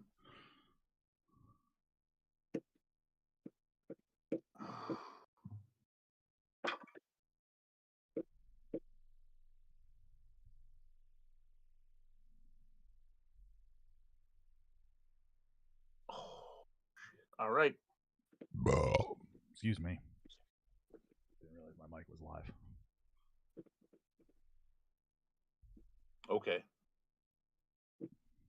So Raceland says that to him. Fist and Donalis looks at you, Tenzo. He looks around. He goes, they are not of this world. He goes, until you can figure out how to send them back. He goes, he's like, he stays, he helps until you can send them back, and then you stay. That is my offer. I look at Raceland like, Raceland, don't do this. Seriously, don't do this. He just holds, like, you're over here to him. He goes, deal. I yell out, think about Caramon. He doesn't even look at you. He just deal. This is bullshit. Where is? Oh, bullshit. Where can we find the lands?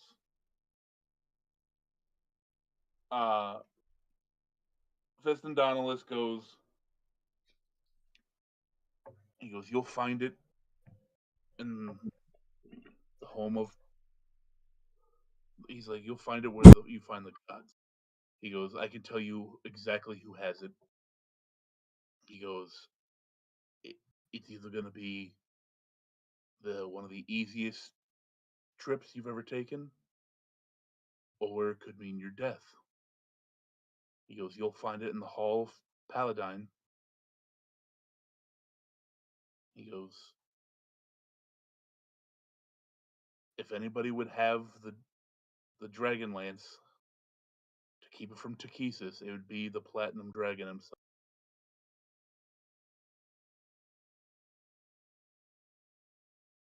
He's like, do you want to go there now? He's like, or can an old man get some rest? He's like, I've been through some shit.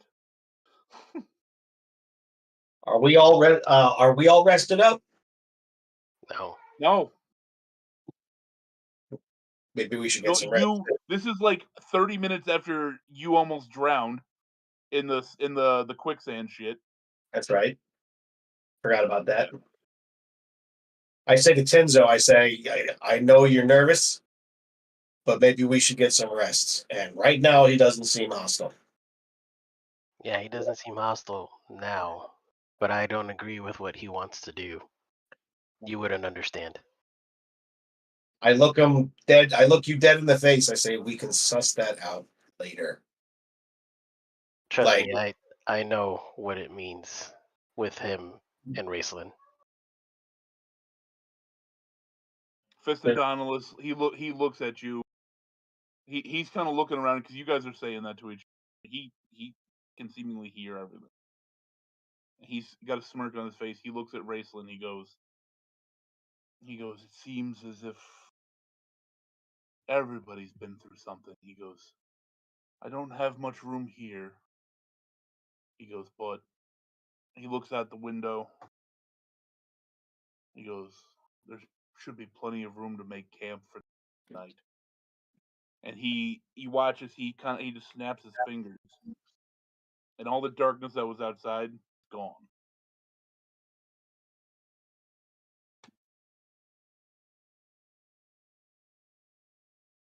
Okay. Like, it's still nighttime, but like the storm's gone. Everything that like the negative aura around this place is seemingly gone. Oh. So we're camping outside, I suppose. He looks. He goes. If you. He's like, you can sleep on the.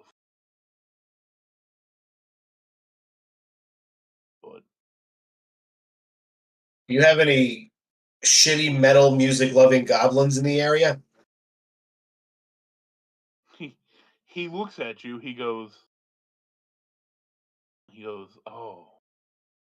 No. He goes. He wouldn't be here. He looks back over at Raceland. He goes. He didn't go through the pool.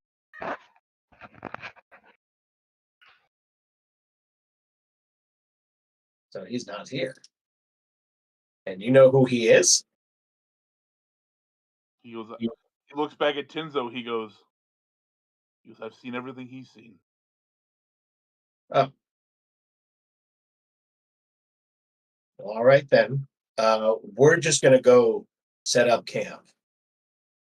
Okay. Our horses are not with us, right? No. Okay. You don't have any horses. You don't have anything.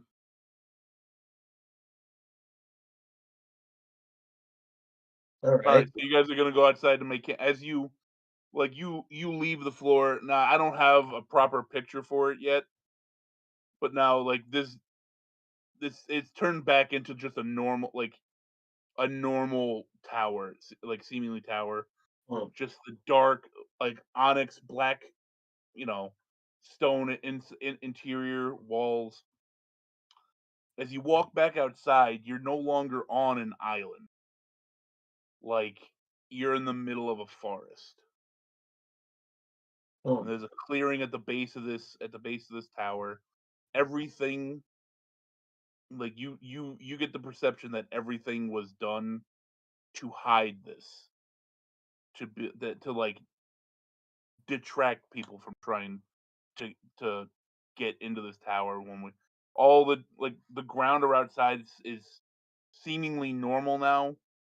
Like everything, like the spot where you fell into quicksand it doesn't look like it did. Everything looks normal now. So you guys are gonna set up camp. Yeah. Yeah. As it's like I said, as you look up, clear sky. You see all the stars. The only light in this forest right now is coming from the one window at the top of his tower. Okay. Everybody's out here? Mhm. Okay. So You guys are making camp. It's like Sturm is set up he's set up a fire. He's got a fire going. He's sitting down. He's talking to Goldmoon. He's like, I don't think Karaman's gonna like it very much if we come back without Raceland. I'm in the background brooding, by the way, again. Justice for Gotham. Cavonian strolls up to the fire and he motions Fatu to come over. And of course, I start taking out some lotus weed and I'm rolling some stuff up. We're out on the fire now. And who did you say was sitting by the fire? I forgot their names. Sturm, Brightblade, and Goldmoon, the cleric. All right. I sit down and I go, are we really going to go through with that plan? I mean, every deal has a loophole, doesn't it? Sturm goes. He's like, I've never seen Raceland answer respond that quickly. He goes, normally he's a man. He thinks everything through. He goes, if he's okay with it, then he must have thought it out, or I say, he's that desperate. when Fist and Donkeys grabbed the Bloodstone, both Raceland and I heard screaming and suffering and pain from the Bloodstone. And Raceland didn't seem too happy about it. Is that something that he would be excited to have an apprenticeship to? Or do you think he already has a plan in motion? Who? Raceland.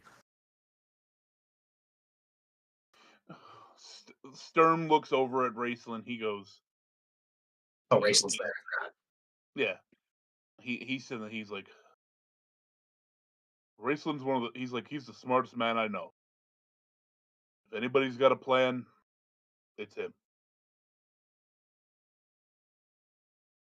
He goes, Is Raceland like at the fire?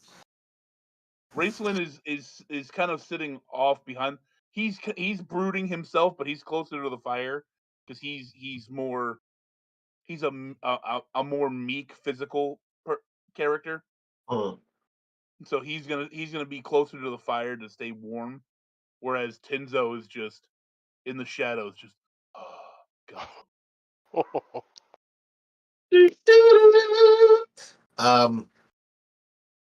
I motion to say, Raceland, come sit by the fire. And then I light up a Lotus joint. Raceland's looking at you. He's like, I'm close. I'm close enough. Good. Can he hear us down here? And I motion up to the tower. He looks at you. He goes, maybe he's paying attention. He goes, but I doubt you're gonna say anything that he doesn't already know.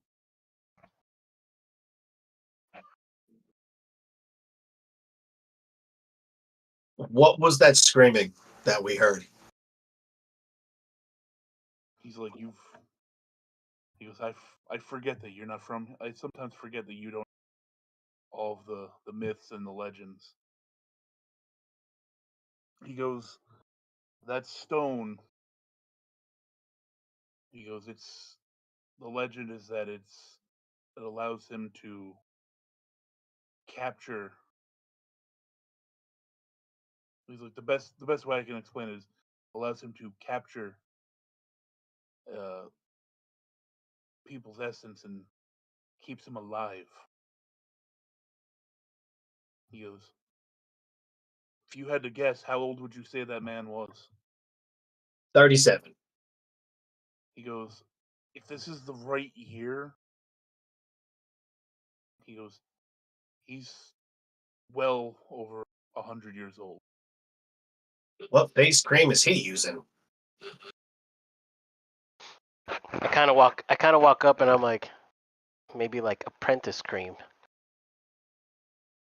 Oh, he's jacking off his apprentices. Yeah. Oh my god, that's Raceland, he looks up at you. He goes, he's like, you know, I know you know. And the I stories." start telling him like, Rayson, this is a stupid idea. You know this. He kind of gives you one of these. He goes, he like motions for you to sit next to him. So I'm still in the brooding, and I say, I'm like, I'm literally feeling like I'm going to lose another family member. Do you sit next to him? Yes. He looks at you. He's like, listen. He goes, I know what his plan is. He goes, anybody who knows the stories knows this. He goes, I've just got to hope that in the moment, I'm better than him. I lean in slowly as I told you he was planning something. Come back out.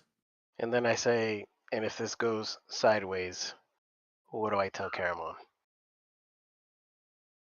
He's like, tell him I did what I could. He's like, I did what I had to do to get you home. He goes, right now. He goes, I couldn't tell you how I got us back here. I can't guarantee I can get us back to the future. He goes, but if I can learn from him anything, and if we can get the Dragonlance, he goes, good. That's good for all. That's good for everybody. We should also destroy that bloodstone. He kind of looks over at you. He goes, "You're not." He's like, "What are you gonna destroy it with?" The Dragonlance. He goes, "Do you?" Sorry. He goes, "You think he's gonna let you get close enough to destroy his? What's keeping him alive?" I don't care. We can't let him keep that thing. The pain and torment I felt in that moment. No man should be in chains. Kivonian, he's like, Kivonian, I don't know what else you've got hidden up your ass, but unless you start pulling out some god level items, he goes, you're not gonna have much of a say in that stone getting destroyed. I did smoke a god joint. He kind of just squints and looks at you. He goes, what kind of lives do you guys live? That's gonna take all night, and I happen to have all night. I asked Graceland, did you make up that story about me not being able to stay? He kind of just he goes, no. He goes, you're not from this world. You can't stay. Did he did he need convincing? Obviously, he goes, he is interested in. He So goes, there's and for some, he goes, and he turns, he looks at Fatu, and he goes, and for some reason, he's really interested in you and your unborn child. What do you mean? He goes, well, while he was reading all everybody's thoughts, he goes, I was doing the same thing to him. Huh. He goes, he goes, I don't know if the stories are true, but if he can see into the future, that might be an explanation as to why he was so interested in your story and question about your unborn kids. He goes because he goes right after that is when he was asking us to stay and be apprentices. He seems like he wants to get himself to a point where he can see how that plays out. He goes, I don't see it yet though.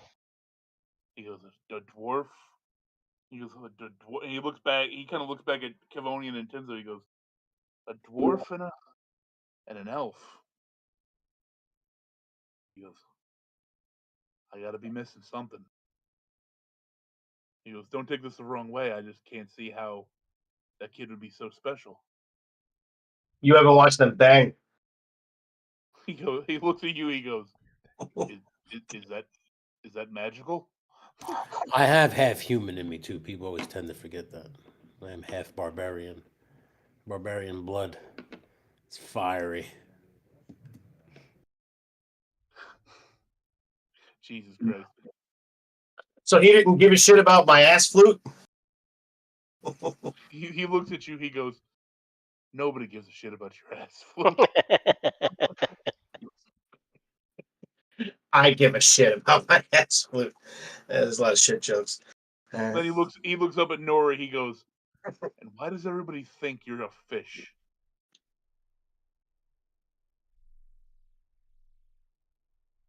The water Yes, thing. you're the only one named Nori. Yeah, I don't know. And then I shoot water out of my hands.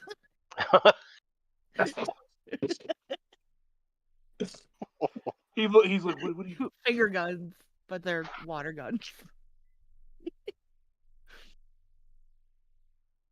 He's like, I hit Tinzo with one. and I'm just like, Cut.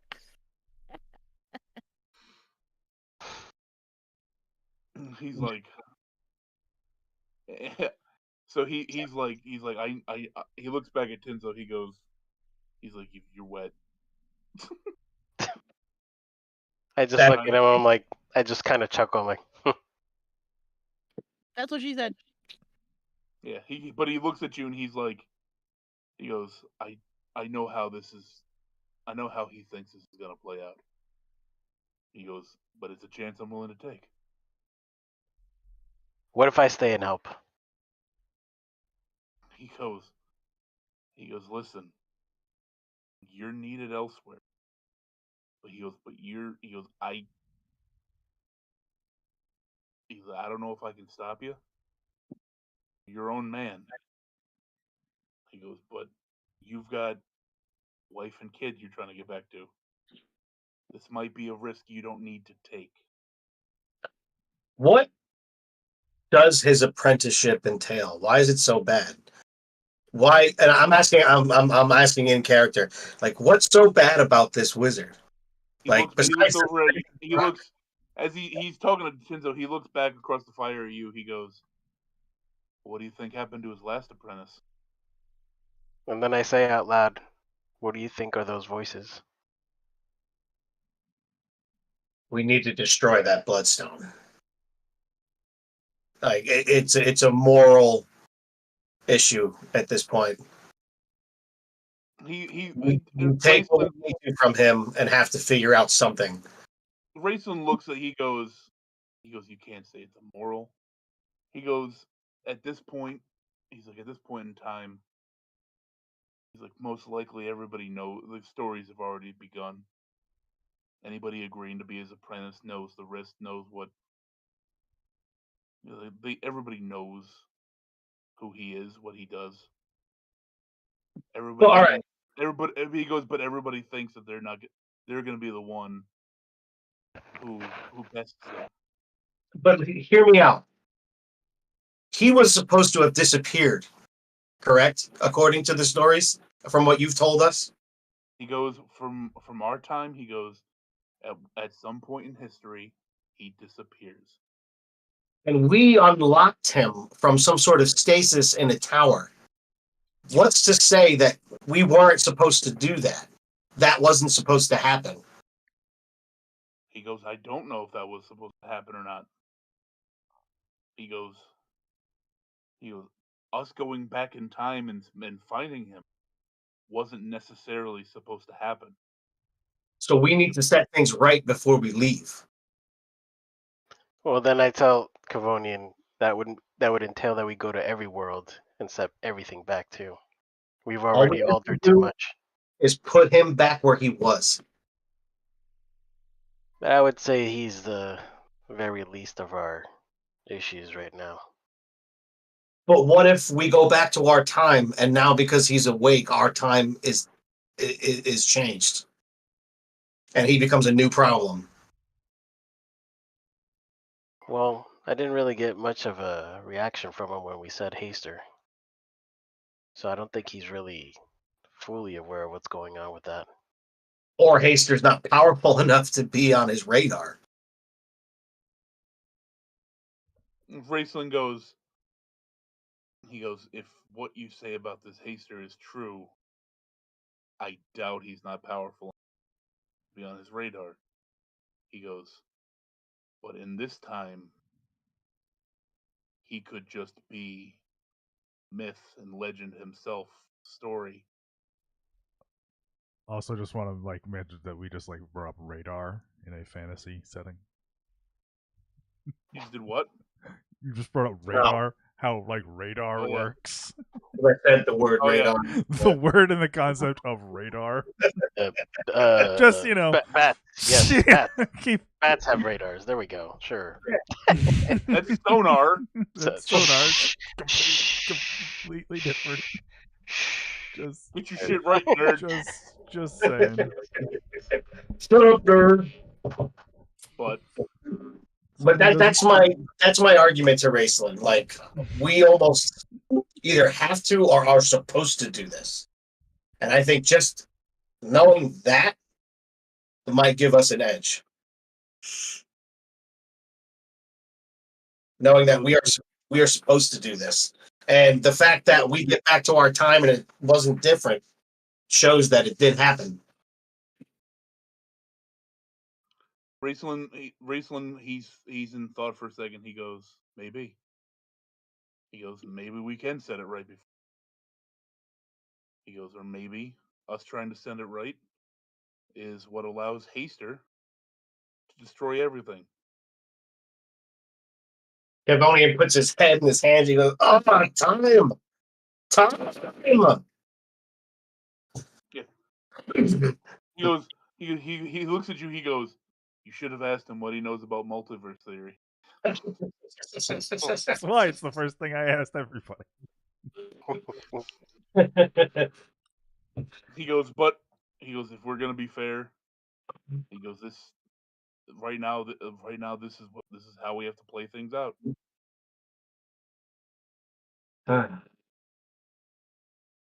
So tonight, we feast and drink, and tomorrow we go to the Hall of Paladine or Palestine. Paladine. Huh.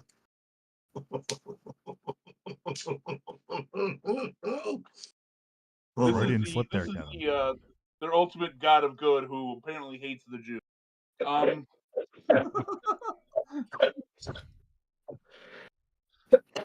All right. So, is there anything else you guys want to do before I have you guys take your long rest? I don't think so.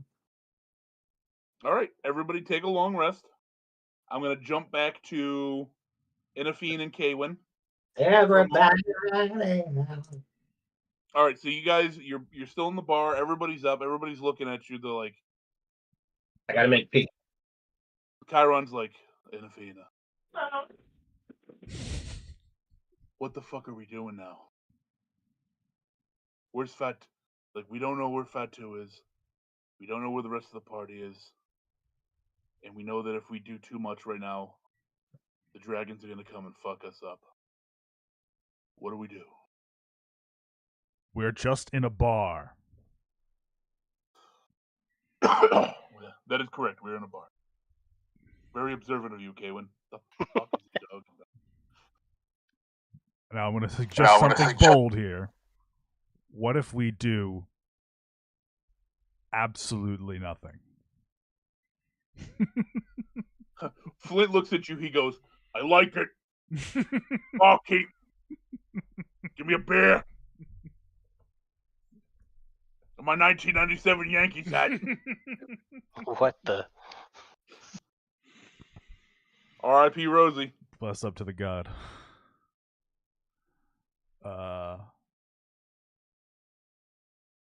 Yeah. It's kind of like we did something before, and then we died. What if we did the opposite of that?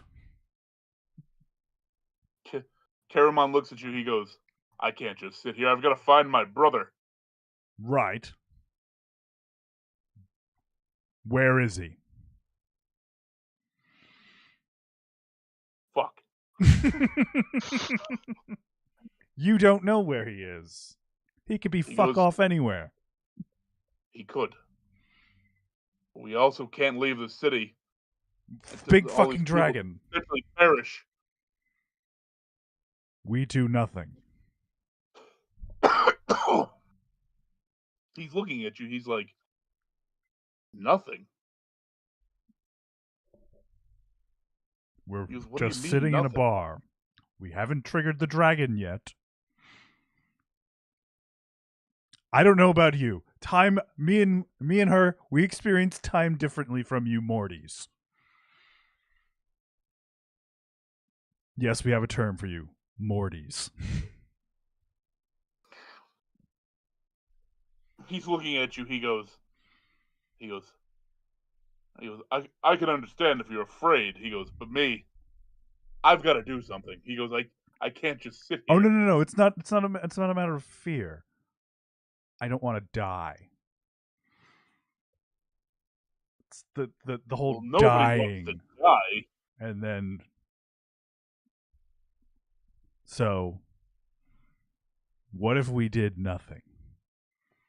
He looks back. He looks over at you. He's like, and what of you, Lady Inafine? What do you think we should do?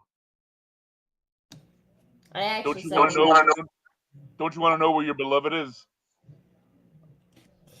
my beloved came to me in a vision, and he told me that I must. I'm gonna say be patient. I'm gonna like lie and not actually say what he said. I'm gonna say it told me to be patient, and so for that I second Kaywin. You are so deep. For the time being, what if we did nothing? Do you know how to do you know how to find them through wherever the eternities that they may be through? What do you know about multiverse series, sir? He's like, multi. He's like, you made that word up. No. What if I told you there are infinite realities stacked on top of each other? He looks at everybody else in the party. He goes, am I taking crazy pills? He goes, why does everybody feel this way? And like Tanis and Tasselhoff, that's it. Everybody else is just kind of just like Caramon, we were just fucking dead. Whatever happened. We should try to figure out what's going on first. Like, we doubt Raceland would just disappear without any plan to come back. We know how close you guys are, but he goes, wherever he is, he didn't tell you, then he didn't want you to know, and he'll find his way back. What if he did it on accident? And Caramon looks at you. He goes, Raceland does nothing on accident. You're an accident. I think I'm actually here by some sort of accident. Your parents didn't want you. Oh God, what is happening? He's upset. Jesus. Flynn walks up, gives him a beer. He goes, Caramon, have a seat. He goes, I get it, but you getting angry is not going to do nothing. You punching this guy in the face isn't going to make you feel any better. Damn. And then Flint walks up to Kay when he gives him a beer. He goes, I know you're trying to do the smart thing here. He goes, but just know that I saved you from getting pounded. Thank you. I didn't mean All any right. offense. He's like, no, listen, I completely agree. He goes, we have no idea what's We're just in going a on. bar. He goes, the big guy there, he's not too quick up here. He doesn't get that. It's fine. I'm used to dealing with the, as we call them, the Mortys. Yeah, and I get that. And not for nothing, you kind of come off like a prick. So he goes, it's not going to work well with Caramon when he's upset. He goes, but I get it. It's all right. It happens. But do you understand what I'm saying? The benefits of doing nothing. Yeah. We experience Yeah. time differently than you folks probably do. He looks back over. He looks over at Enif and he goes, I mean, I don't know how pregnancy works with you 12s, with dwarven fathers. He goes, I've seen pregnant dwarven women. He goes, it's not pretty. But you need do we need to get you a tub to soak your feet? Swollen? Are you hungry? Okay. So Come on. No, I'm good. Thanks. But Give me a Constitution saving throw.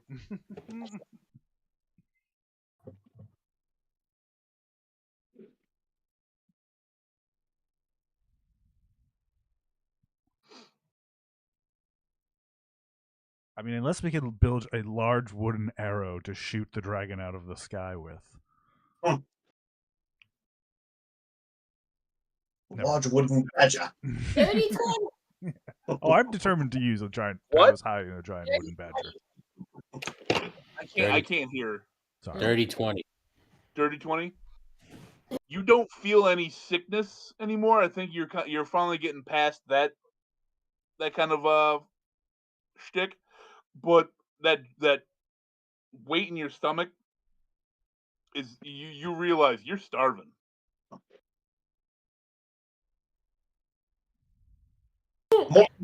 Your finest feast. Is it a dwarf I'm talking to? Dwarf. Flint looks. He goes, yeah, mutton. All the meats and potatoes you got. She loves potatoes. You love potatoes. I do love potatoes. He's like, let's set up a feast. We're celebrating a new life, a new dwarven life. Yeah.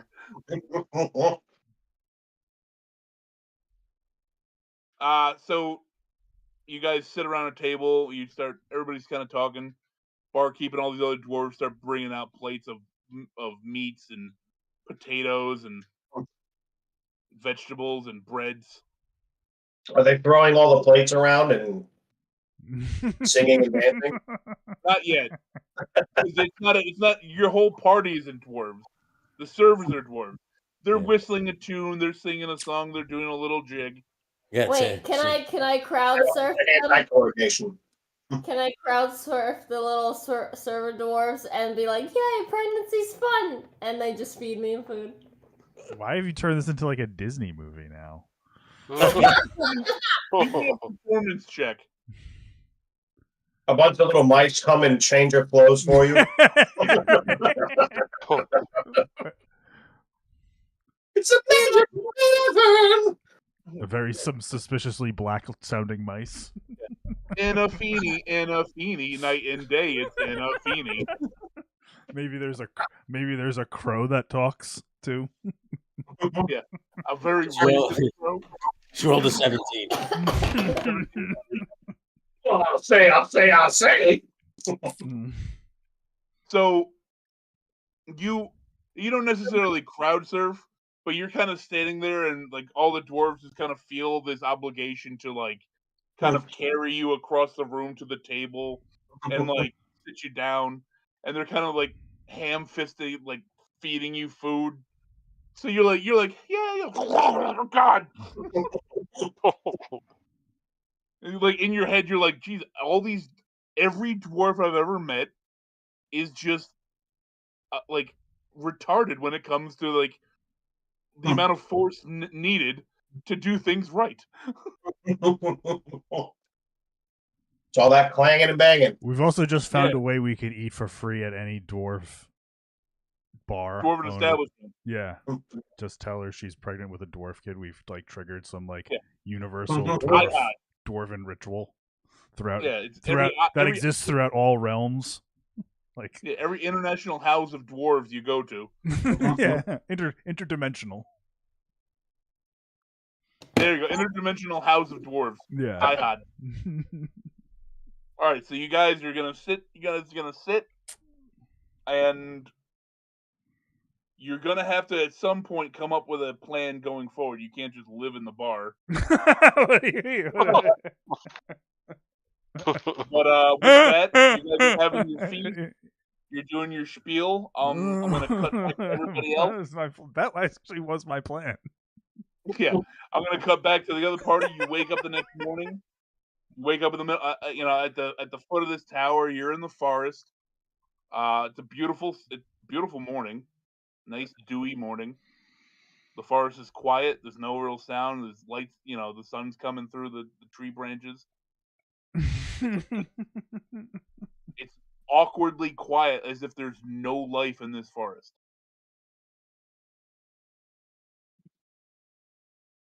But you wake up. Everybody's refreshed. You all took long rests. Okay. All right, so you guys just gonna go in and talk to Fist and Donalds about going to the Hall of Paladine? I suppose so. I walk up to Tenzo and I go, are you fine doing what we're doing? Well, it's going to be an automatic no, but we have to do what we have to do for existence. Look, man, whatever you feel like you have to do, I've got your back. I don't like what I felt when I heard that stone. And I don't think you should have it. And that's all I will say. And then I look at Raceland. Yeah, he comes out of his tent. The look on his face is he's very stern, very focused.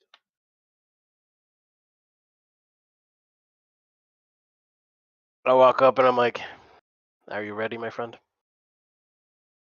He looks at you and he's like, if how I believe my life to have gotten to this point is, he goes, I was born ready.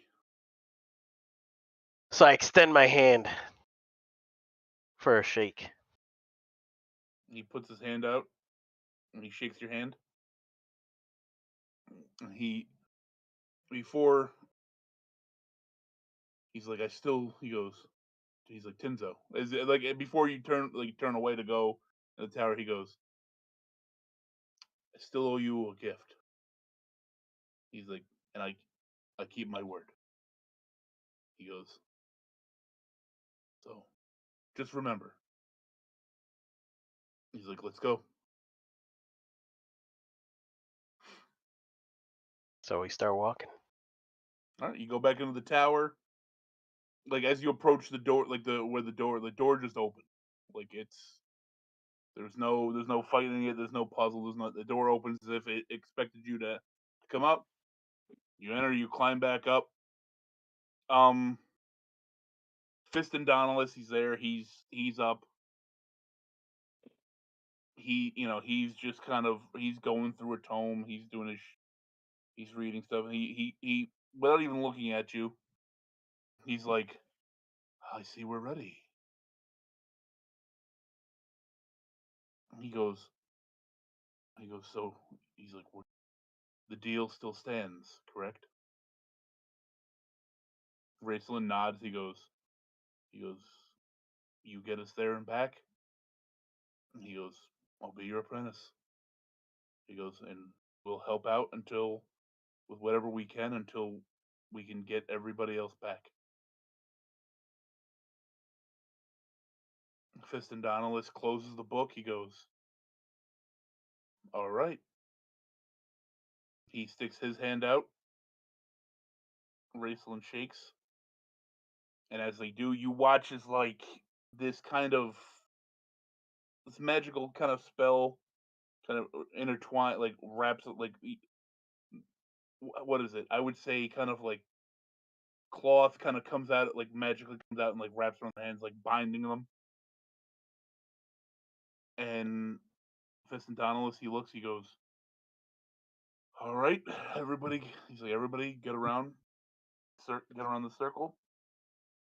Wait, what should we expect when we get there? He looks at you. He goes, well, if you come across Paladine himself, he's either going to take the form of a man or an immense immortal dragon. He goes, if he's not there, he goes, you're gonna come across one of his lesser deities, so to speak. Maybe a child, maybe another dragon. He's the father of dragons. He's the one above all in that sense. He goes, there will be somebody there to protect that because it's a weapon made. It's like pretty much made from the gods to strike down evil. All right. And he goes, and they're going to be protecting it from people like, or from beings like Takesis herself. I don't know any of these names. I know. He looks at you. He goes, I know. He goes, but depending on who is there and how you present yourselves, it could either be, you could either go in and come out with it, or it could be very, very bad. He goes, so, are you ready? I guess so. All right, everybody in a circle. And he closes the book, he lets it go, it kind of floats off back to the shelf it was sitting on. And then he kind of, like, he draws another book to him, opens it up, and goes up. And he goes into his incantations. He starts casting a spell. You watch as the floor underneath you, like these symbols start popping up, like you underneath your feet, all around. All this energy draws into the middle, and you watch as like the tower you're in just begins to like fall away where you're standing. As he's doing this, can I roll for Arcana to kind of just see if I'm maybe not necessarily learn exactly what this is, but I at least like pick up like hints on this spell? You can try. All right.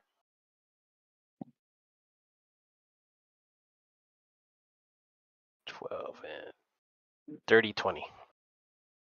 Dirty 20, and you're trying to see what the spell is. Yeah, I'm just kind of observing it, like not necessarily like. I mean, I don't think I'm gonna be able to learn it, but I'm at least seeing what he's doing and then just kind of keeping it in my head.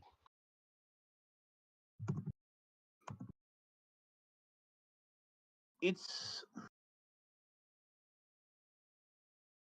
it's not. It's kind of like a gate spell, but it's got like a sense, a bit of divine intervention to it.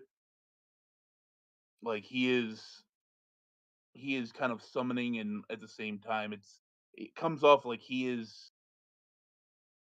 breaking through into the celestial, like the divine realm, without permission. Um, and like he is, you got, you're like he is getting through, and you're watching, and everything's falling away, and everything like you, and then suddenly you appear in the heavens. I'm gonna use this map because the one I had isn't loading up for some reason. I feel like we've seen this one before. You have. This is where you smoke the god joint and talk to God. Oh yeah. Yeah. But it's not that place. No. But next time I'll have another map. The one I had, I think I thought it was gonna work, and it's not working right now. So you watch as like the circle you're on, like the whole area. You stop, and it's this beautiful like white alabaster kind of just like it seems like a palace hallway, but as you look up, you just see stars in the heavens. Like you just see what we would all consider space. Okay? And you're watching like everything, like the stars above you are just slowly kind of moving and rotating around, and you're in this, it seems like this godly palace, and you look, and there's a hallway in front of you, and he and Fist and Dauntless is he goes this is where I leave you. He goes, come back. He goes, I will get you. He's like, I'm waiting, and he vanishes from where you are. He vanishes. Um, you look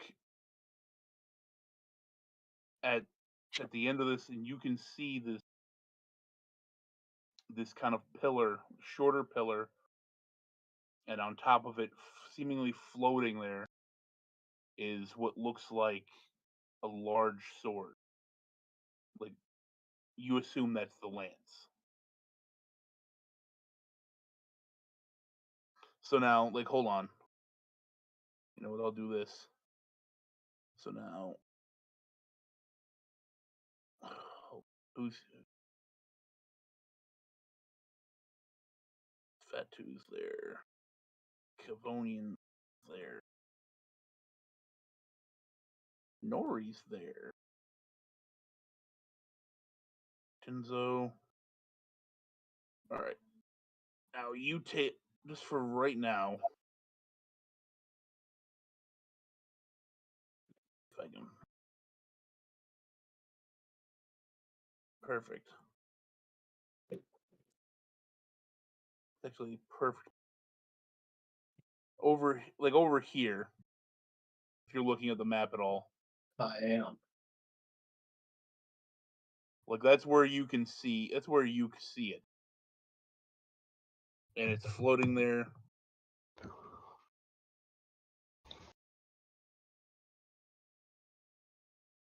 Who wants to go grab it? Not it.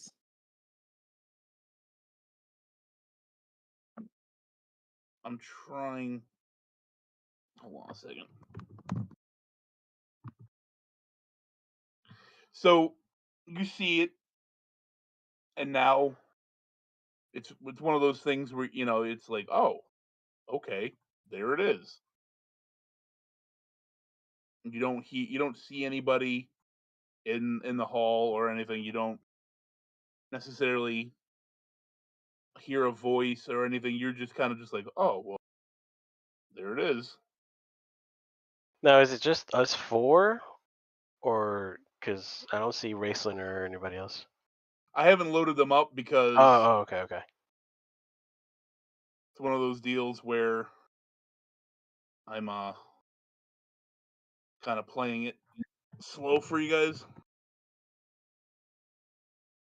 It's all good. I say out loud though, I'm like, we are here for a lance. That's definitely not a lance. I'm using no, it is a lance. It's Oh, literally what you're looking for. I thought you said that. I don't have a token for a lance. No, I thought you said it was a floating sword. Never mind. Well, from your say it perspective, like a sword. it looks like a sword. You know what I mean? Like it's a lance, but it's a I sword. gotcha. It looks like a sword. Gotcha. Just sounds like a big sword. Yeah. So is anybody moving towards it? I want to just like do a perception check for any traps, any hidden doorways in this like throughout this area, just to see if there's anything that we can trip or that somebody can pop out of, stuff like that. Go ahead. Perception, which I have expertise. All right. Man, I fucking dropped it. God damn it. you Well, you really don't trust those Paladinians, huh? God. While he does that, I also cast. Even though just like your pipe of the sewers, your people are the ones that like to hide under.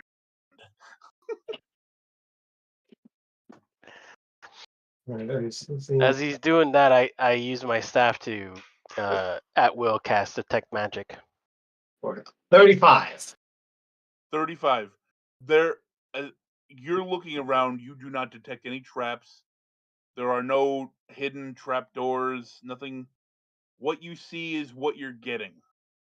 In that sense, like this is the hallway is all that there is. The hall.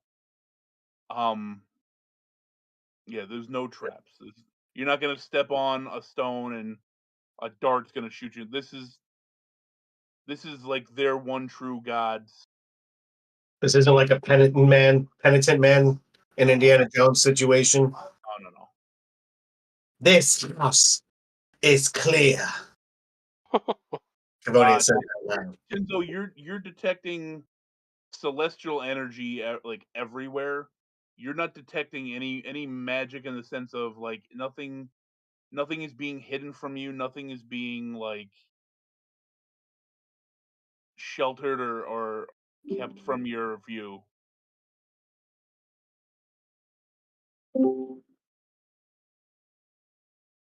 Now,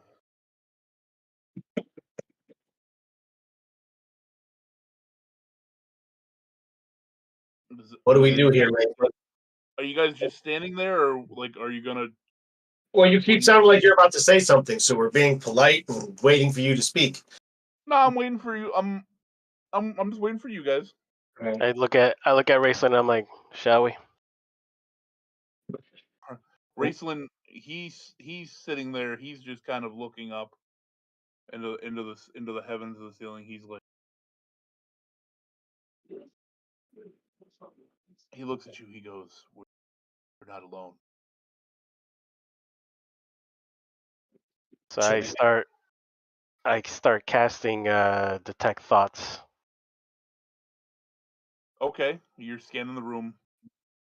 You hear everybody. You hear Cavonian like, I know they're fucking hiding. Scum.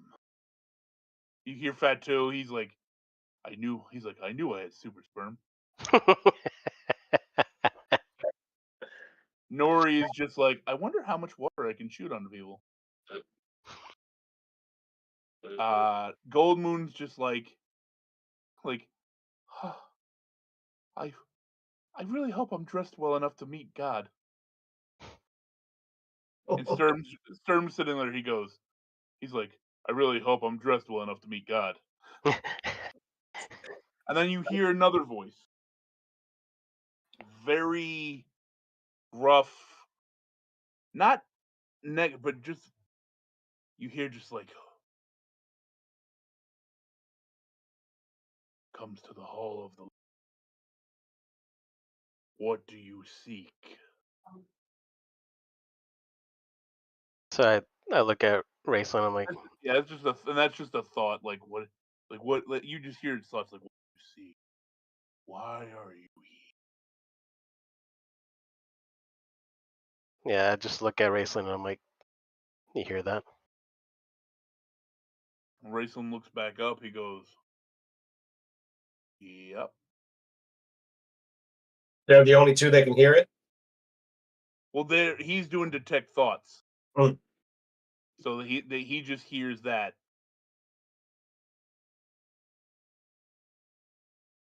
I look up at whatever Raceland's looking at because he just keeps looking up. Well, you look up at the massive, like what looks like, it's the heavens, it's stars, it's blackness. And Raceland, he's looking. He goes, looks at you. He goes, I can tell you guys one thing, or maybe it's good. He goes, Paladine's not here. He goes, but whatever's protecting Lance is. And then he looks up into the heavens one last time. He goes, show yourself. And you watch as what was the heavens begins to shift, and all these stars begin to move in a manner that doesn't make sense. And as if wings, whoosh, and you watch as it takes off towards where the lance is, and landing in front of where the lance is. God damn it! I keep doing. I'm gonna send this into the Dirty 20 Facebook chat because I gotta get a token made up for it. You watch as this massive dragon lands, whoosh, Oh, cool. and is if made completely of the heavens itself. Rears up on its hind legs, its wings spread That's out. sick. So all you see is stars and the heavens, and it looks at you, and it goes. He looks at you. He goes, why? He's like, why do you come to this hall? What do you want? Does he say that out loud? Yeah, we. Devonian says in Celestial, because I can speak Celestial. I Okay? say, we come for aid against a great evil. In its own booming voice, the dragon looks at you. It's like it says to you, it's like, you have no right to speak that tongue here. Like, who are you to speak that language? Hold on, I have to. What the hell was that? Give me a second. I gotta just check my notes on the name of my old tribe. Bear with me. Backstory. There it is. I speak it too, so I start saying, we are no one before your greatness, but we Are you do saying it seek. in celestial? Yeah, Yeah. The but Devonian- we do seek your help gravely. As you, The dragon looks at you and he goes, do not speak the tongue of the gods here. He's like, you lowly thieves. I know what you want. Devonian says out loud, I'm the last survivor of the Aldumari clan. He looks back at you. He goes, why would that matter? Our whole purpose was to keep evil at bay and out of the world of men. Give me a perception check. Not a perception, a persuasion check Persuade. It's a really high DC. All right. I happen to have expertise in persuasion as well. I know. I'm making it very, very hard. Awesome. Okay. You're talking to an ancient void dragon. But I'm not lying. He doesn't know that because you're not from this universe. Oh, my goodness, that's right. Okay. I'm committed. So. And then plus the 8. 33. God damn it. I gotta double check that because that seems broken. He looks at you. He's like, so? He's like, thieves. They're thieves that don't plan on doing evil. They're thieves who want to do the right thing. They're still thieves. Why are you?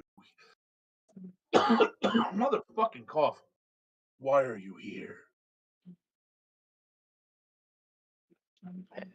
I start saying, we're not here to rob anything of you. What language are you speaking it in? Still in Celestial? Speak the common tongue. So then I guess I start speaking in common tongue. Uh-huh. We're not trying to rob you. If anything, we're trying to save gods like you. Not trying to rob you. Give me. Hold on. Trying to help you.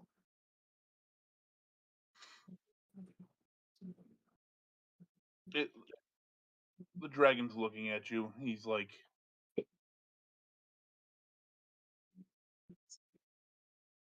he goes, the last man that came and he's like, he weaved words that seemed to be the truth.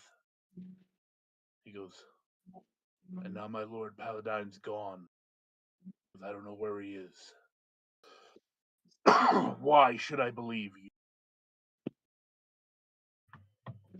I walk forward and I put my staff down. I'm like, none of us are going to try and attack you. We're not going to force anything from you. If we can get an alliance, if we can understand each other and try to save existence, that And would we be want to kill Fiston Donalist. what he said. You want to what? I didn't hear you.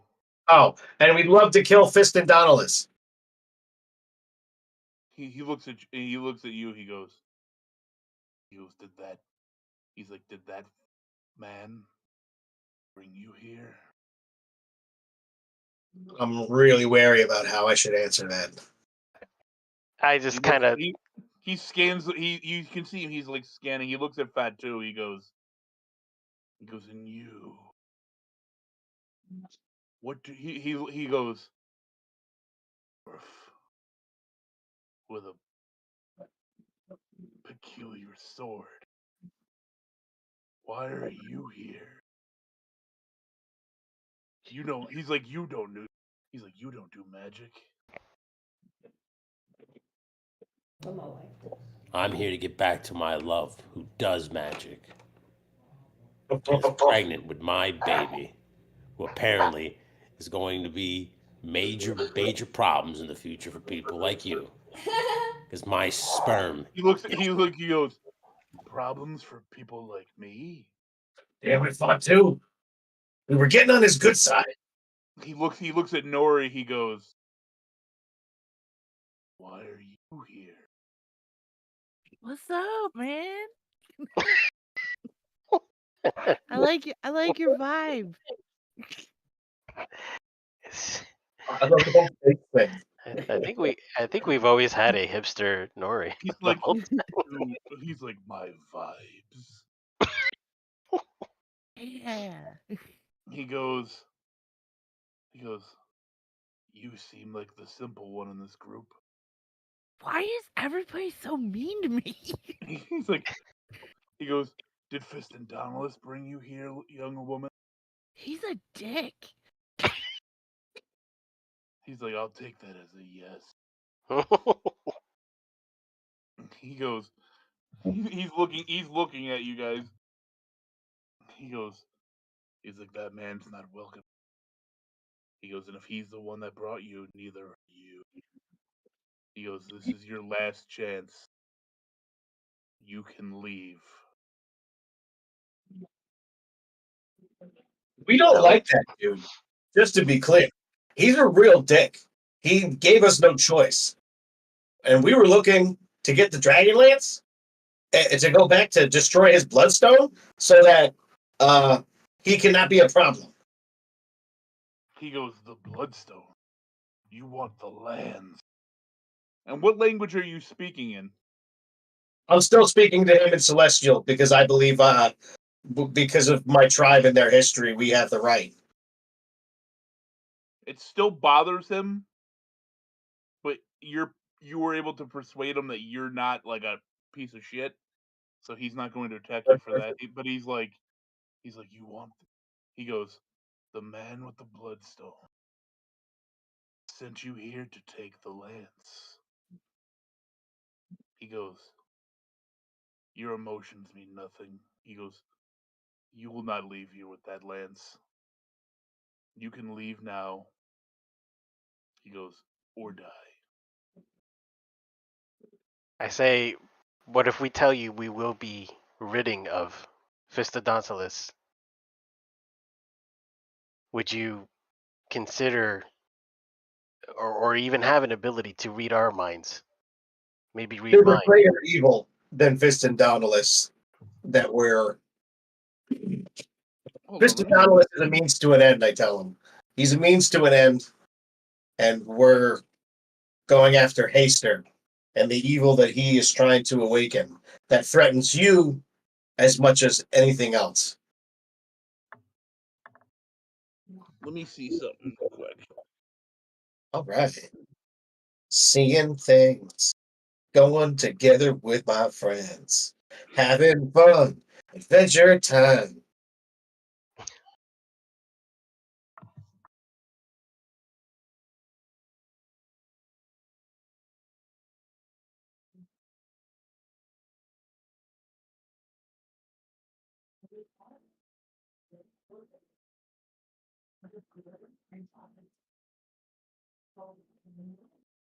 Why can't we be friends?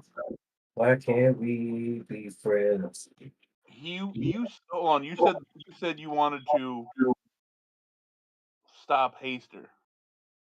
Yes, I said I wanted to stop Haster and the darker power he's attempting to awaken. And then I said He goes, that's threatening you as well as your he's your like, god and your patriot. Hey, Haster.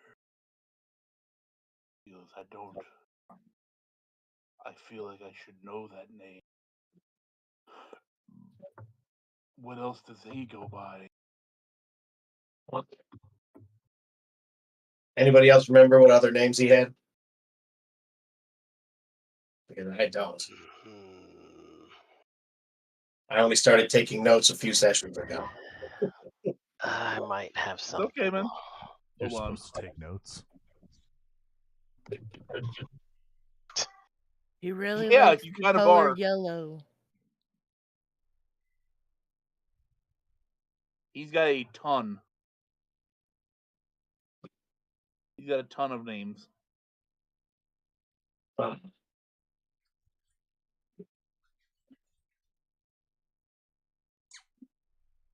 Wait, what'd you say, Nori?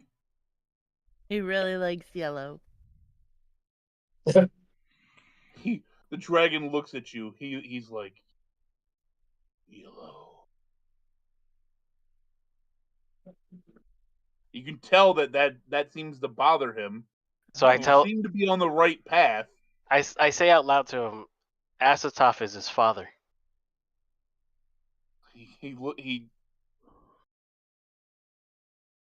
He's like, don't speak that name. Trust me, I wouldn't want to. But this is what we're dealing with. Well, his son is trying to resurrect him, and he's well on his way to doing it. He looks Unless at you. Get that Dragonlance. He goes, I know. He's like, children. That name does not match any I know. He goes, Would it matter that we're from a different universe? huh? Does it matter that we're from a different universe? That dragon just definitely went, huh? Ah, Huh? what? Canon. What are you saying, Bubba? Oy vey! My dragon shekels. Farce. You're not coming to take all No, of my it wouldn't- gold. No.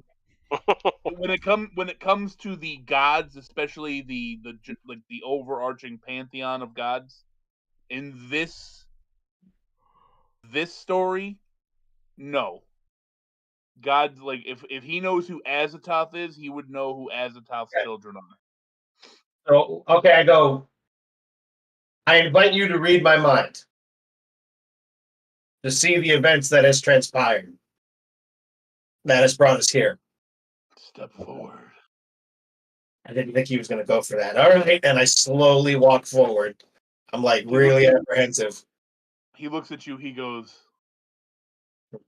"This is gonna hurt."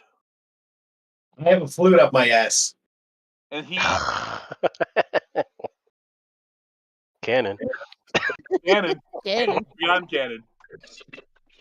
All right. His wings expand out, and then he just darts. It's like when Satan darts into Arnold at the end of Days. You know what I'm talking about, right? It's a big shadow form, and then it flies into him. That's what it does. So this giant ancient void dragon made of what appears to be the heavens just right into your face. And you're just sitting there. All right. So everybody else, you're watching Kevoni just sitting there. Kevoni, give me a Constitution save at disadvantage. All right. That's a +3. God damn it. There's nothing going to be loving that. I should have shut my fucking mouth. What'd you roll? Well, first I rolled a 3, and then I thought that was going to be my low. And then I rolled a natural 1. Yes. I was hoping because you watch as Kevoni. Why is it you have the perfect timing for rolling ones to having awful things happen to you? So what this dragon said is true. Your body is struggling to handle this, and while it's in there just going through your thoughts in the past and everything you've experienced, your body, while struggling, you begin to shit out every instrument you've ever jammed up your ass. Canon. The pipes of the sewer out. It's canon. A clarinet from 3rd grade out.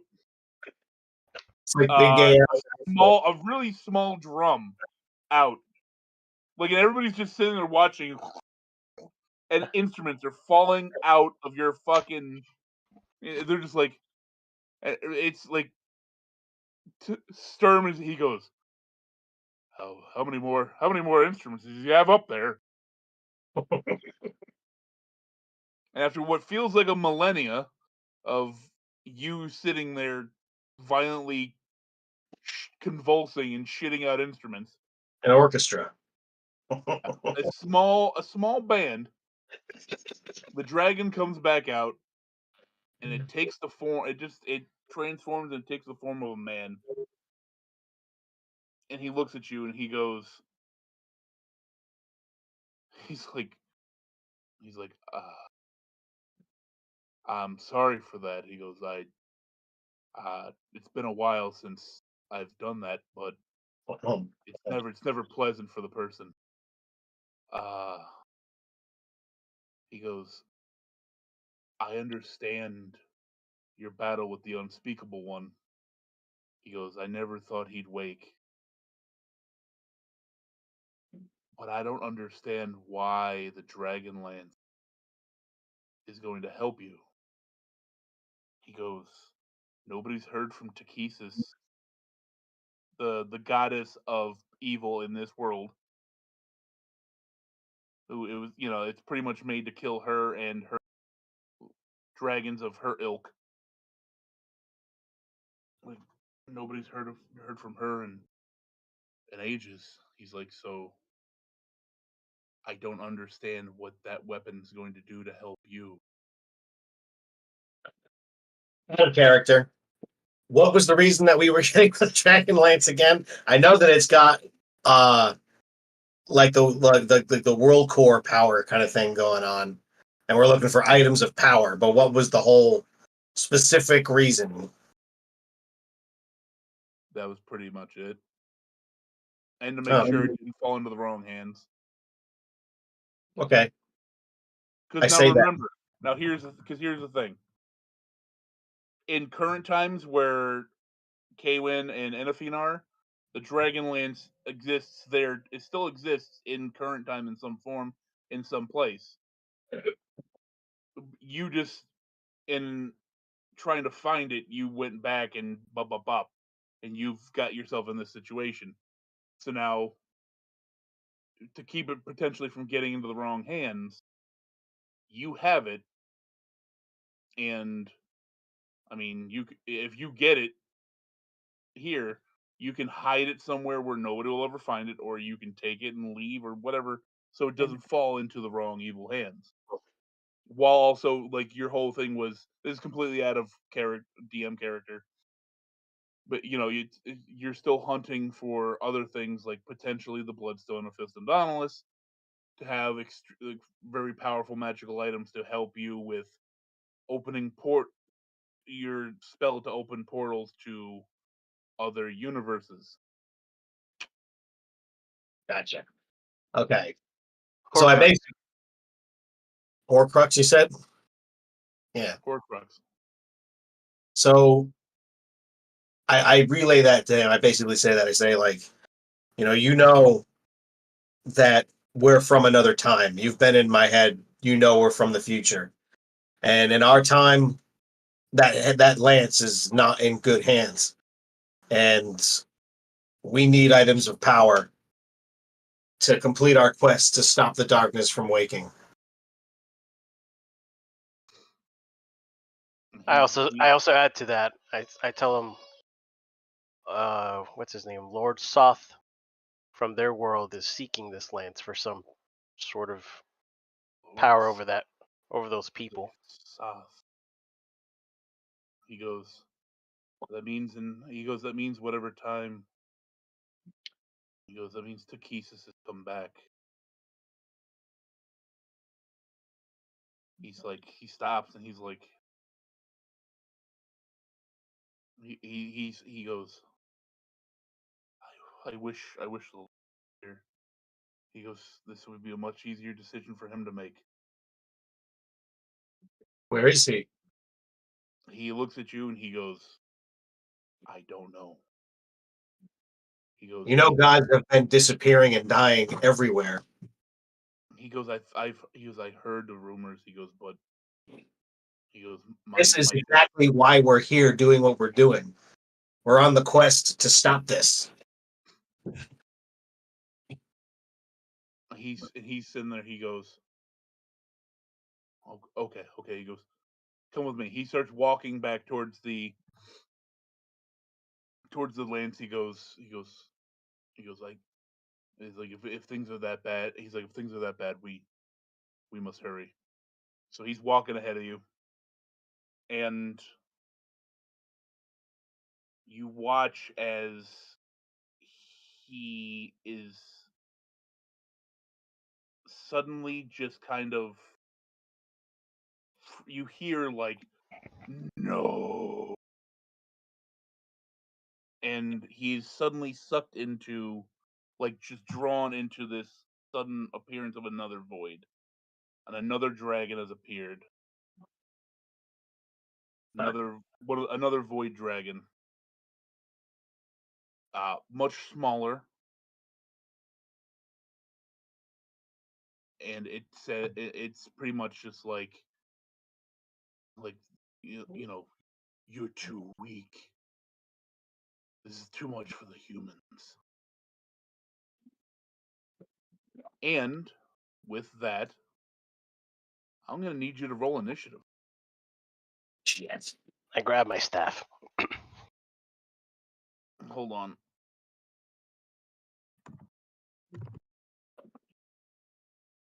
$19, 21, 2, 3, 4, 5, 25. Hold on. 25, you said? Yeah. Jesus, nice roll. I keep rolling good rolls except for that one roll.